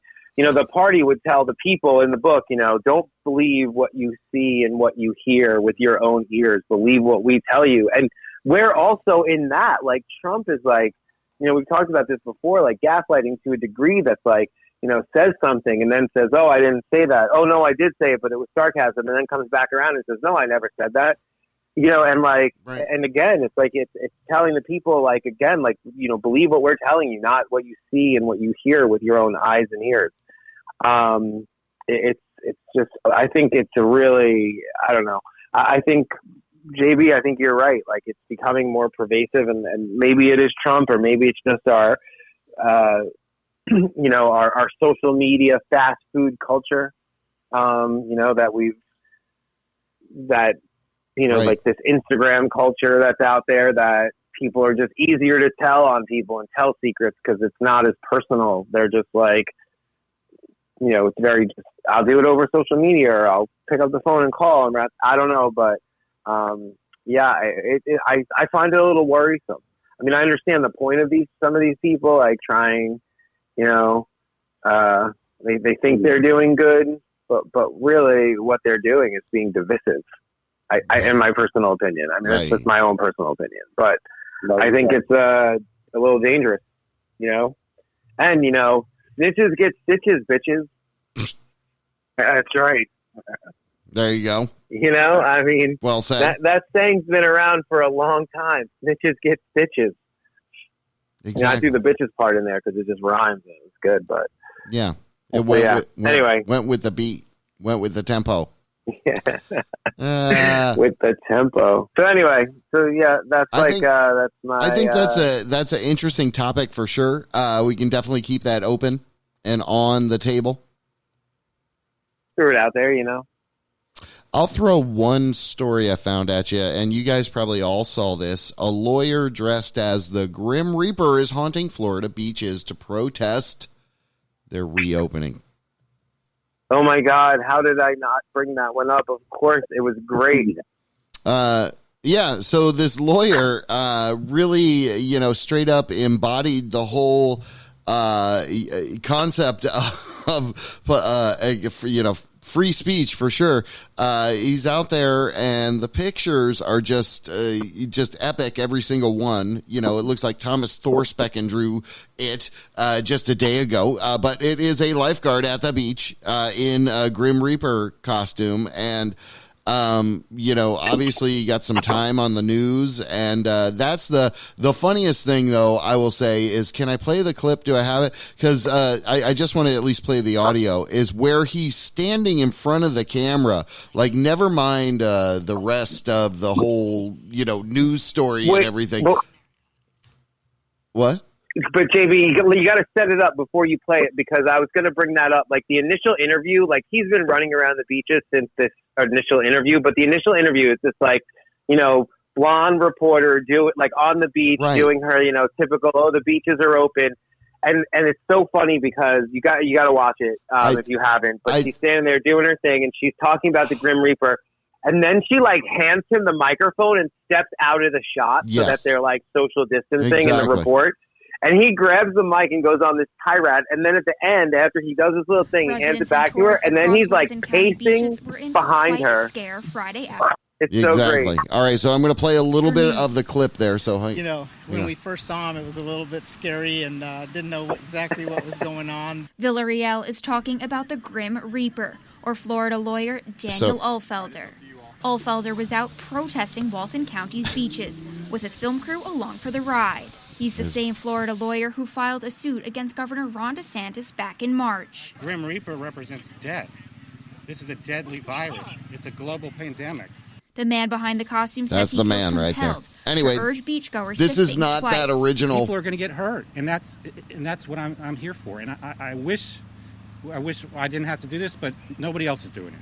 All right, so I'm going to stop it right there because that is the funniest part about it is when you see the guy and his voice doesn't really match up with like death or it's kind of a little pensive, kind of a squirrely little voice, a little bit.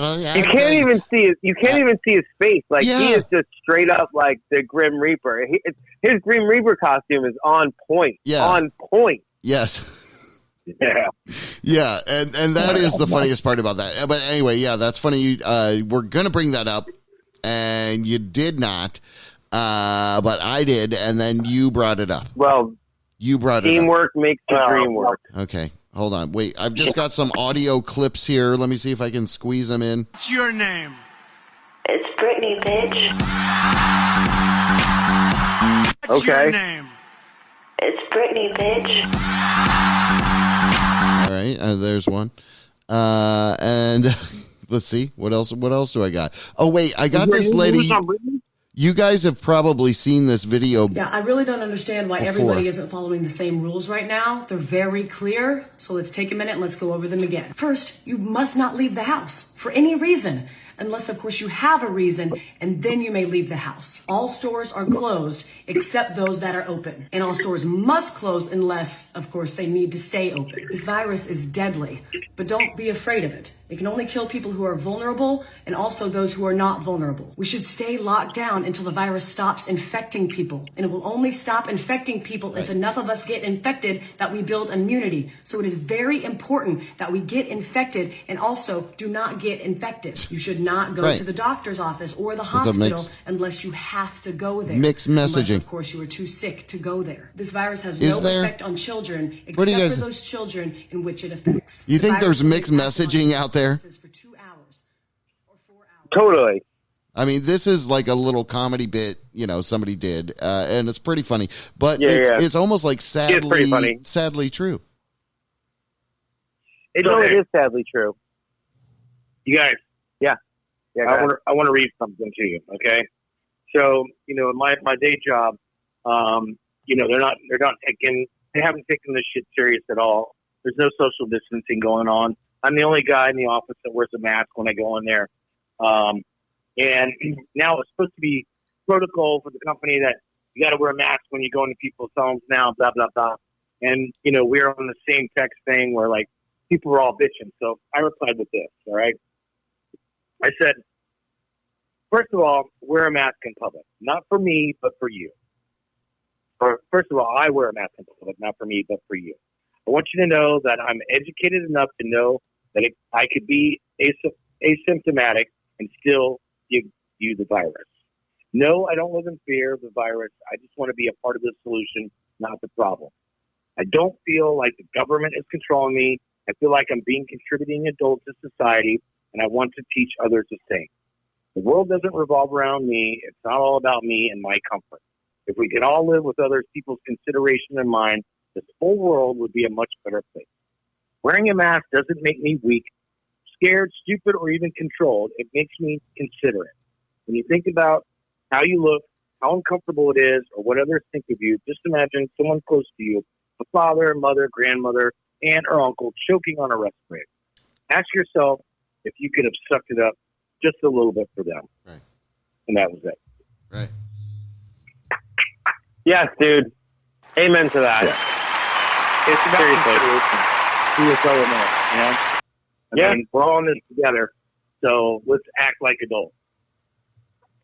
Yes, let's just act like adults. Like, how hard is that to do? Just act like adults. Right. For sure. So, For sure. Well, it's responsibility, taking responsibility, right? Taking responsibility. It's rough. But why would people take responsibility? Like, I'm being serious for a moment. Like, I know I rant on a lot about Trump, but like, just taking Trump out of the equation and my absolute, despise for this man since way back before he was president. Like, why would people take responsibility when you look at like back to presidents like was it Teddy Roosevelt who said the buck stops here? You know what I mean? Like, I am the leader of this country. The buck stops here. Now, fast forward to this again, like I was saying with this like fast food, social media culture that we have, you have a president who's out there saying, this wasn't my fault. I don't take any responsibility for this. So like, we're taught as kids to look up to the president of the United States, the leader of the free world. I mean, despite, how much people dislike George Bush and Barack Obama, and like even kind of going back to like Clinton, like it was politics, but like you didn't like necessarily like put people out of your life or put people out of your family, or like stop talking to family members because they supported Bush and you were an Obama supporter. You just had some different political views. But now like it's becoming like so politically divisive that like families are not talking, friends aren't talking, over this, political divide that we're currently living in, right? So, but like up until that, like we really, you're taught to look up to the president of the United States. So it makes sense that like we're living in a culture that people aren't taking responsibility when we have a president, no matter how, like putting aside how he got there or God forbid why he's there, but he's out there as president of the United States, the leader of the free world, air quotes, leader of the free world. Saying I don't take responsibility. Like, so why should anybody else take responsibility? I mean, I don't really agree with that, but I'm just kind of playing devil's advocate. Like, I think people still need to take personal responsibility. I was at Publix yesterday doing a big, my big every 2-week shopping run, so I don't have to go shopping for another like 2 weeks. And 8 out of every 10 people didn't have a mask, didn't have gloves. Definitely like way too close to other people. It was ridiculous. Yeah. Hey, you guys, I gotta go. I love you both. But all right, buddy. I gotta go. All right, buddy. Thanks, JB. Later, I'll be in studio next week. All right, next week, Reverend in studio. That'll be fun. All right, here's They took our jobs. They took our jobs. They took our jobs. You're goddamn right. These people from the future are taking all the work away from us decent present-day Americans. They took our jobs. All right, Redneck, your rebuttal. Actual stay-at-home protesters. They took our jobs. There you go. Little audio clip of some stay-at-home protesters. Sorry. Okay.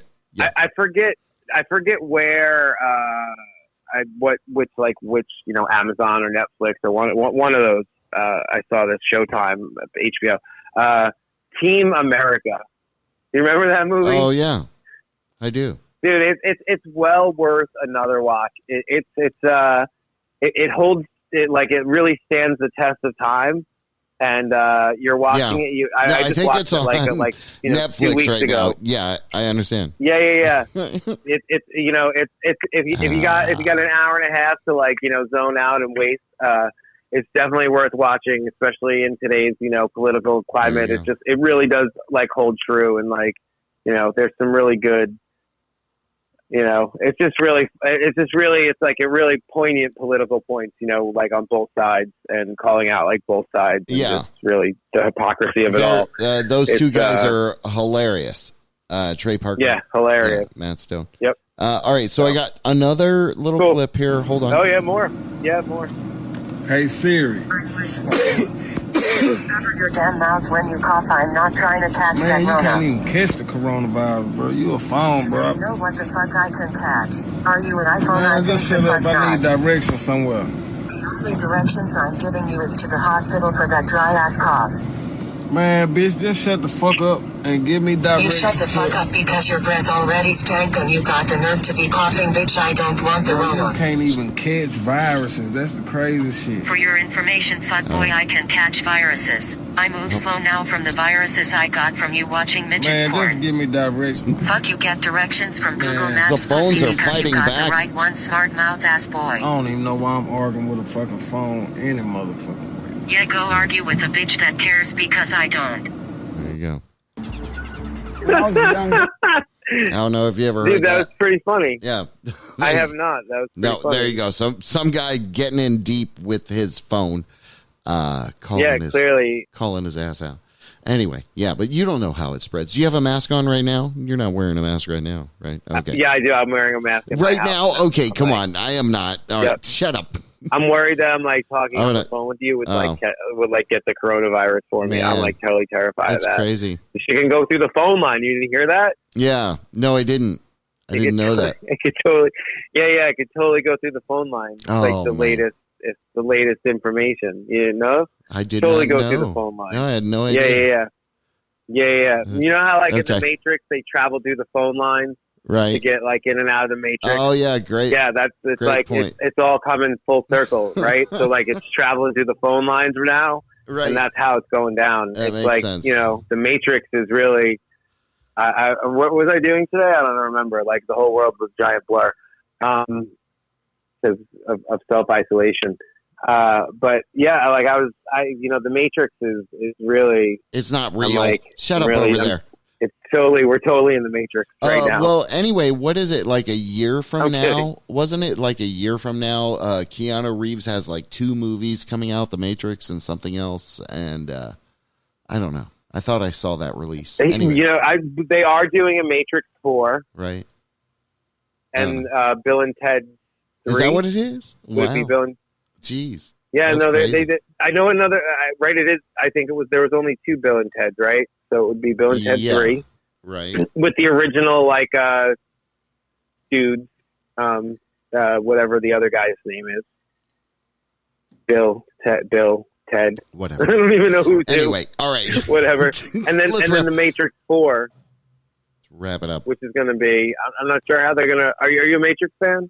I like it. I like the series. I'm interested to see it. But yeah, I know that there's a day, I think, that where they expected to have these movies released, where it was like both days, 2 movies were coming out that he was going to be competing with himself. 2 Keanu May Reeves 21st? movies. Anyway, I forget what it was. Anyway, but nevertheless, my man, appreciate you. Let's close this sucker out. I got a song queued up. It is Eugene Snowden's newest song. I don't know if you saw this video, but that's what I'm going to roll in the back. You saw the video? Excellent. Yeah. I'm going to like it. Yeah. People can I did. find it out there. And I just want to say thank you again, giving us a little bit of breaking news badly and your time, Jack. Appreciate you.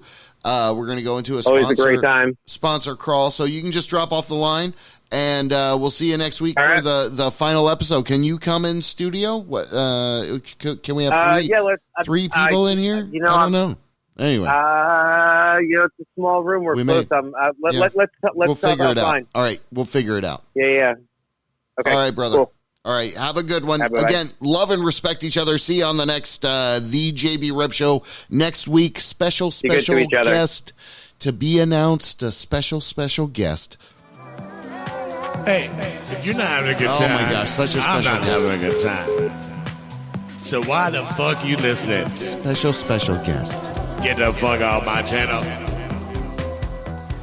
We want to thank PocasHottest.com, ShannonHoltArt.com, OrangeBlossomBrewing.com, EtoileBoutique.com, BadassSandwiches.com, Infotainment.com, Kush Ultra Lounge, Dank Orlando City Smoke Shop, Orlando Art Army, Iron Cafe, Iron Cow Cafe, thank you, Kathmandu Winter Park, GroundingRoots.com, EarTheater.usdjs.com, Nora's Wine Cigars.com, LittleIndies.org, and RemixRecordShop.com. Thank you so much. Season 10 of the JB Rev Show keeps rocking. That's how we do it. You local businesses are awesome. Thank you.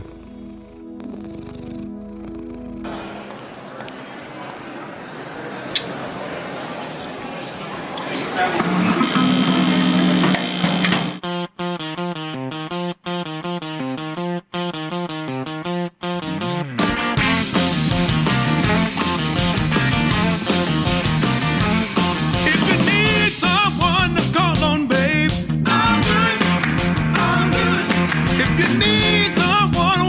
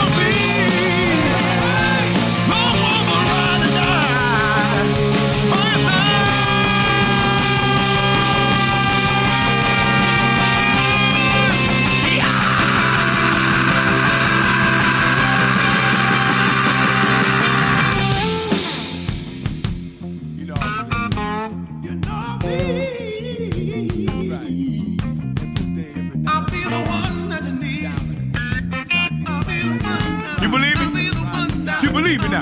Come on, baby. Come on.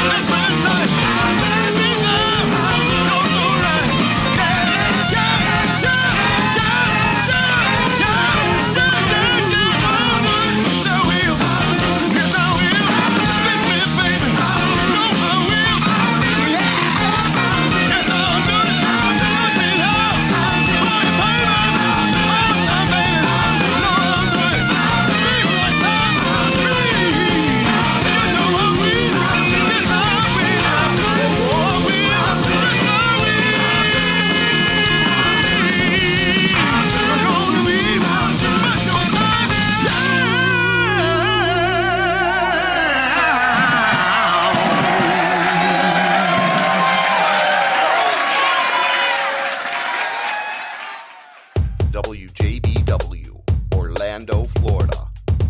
The first quasi-radio web show. Wow. Yeah.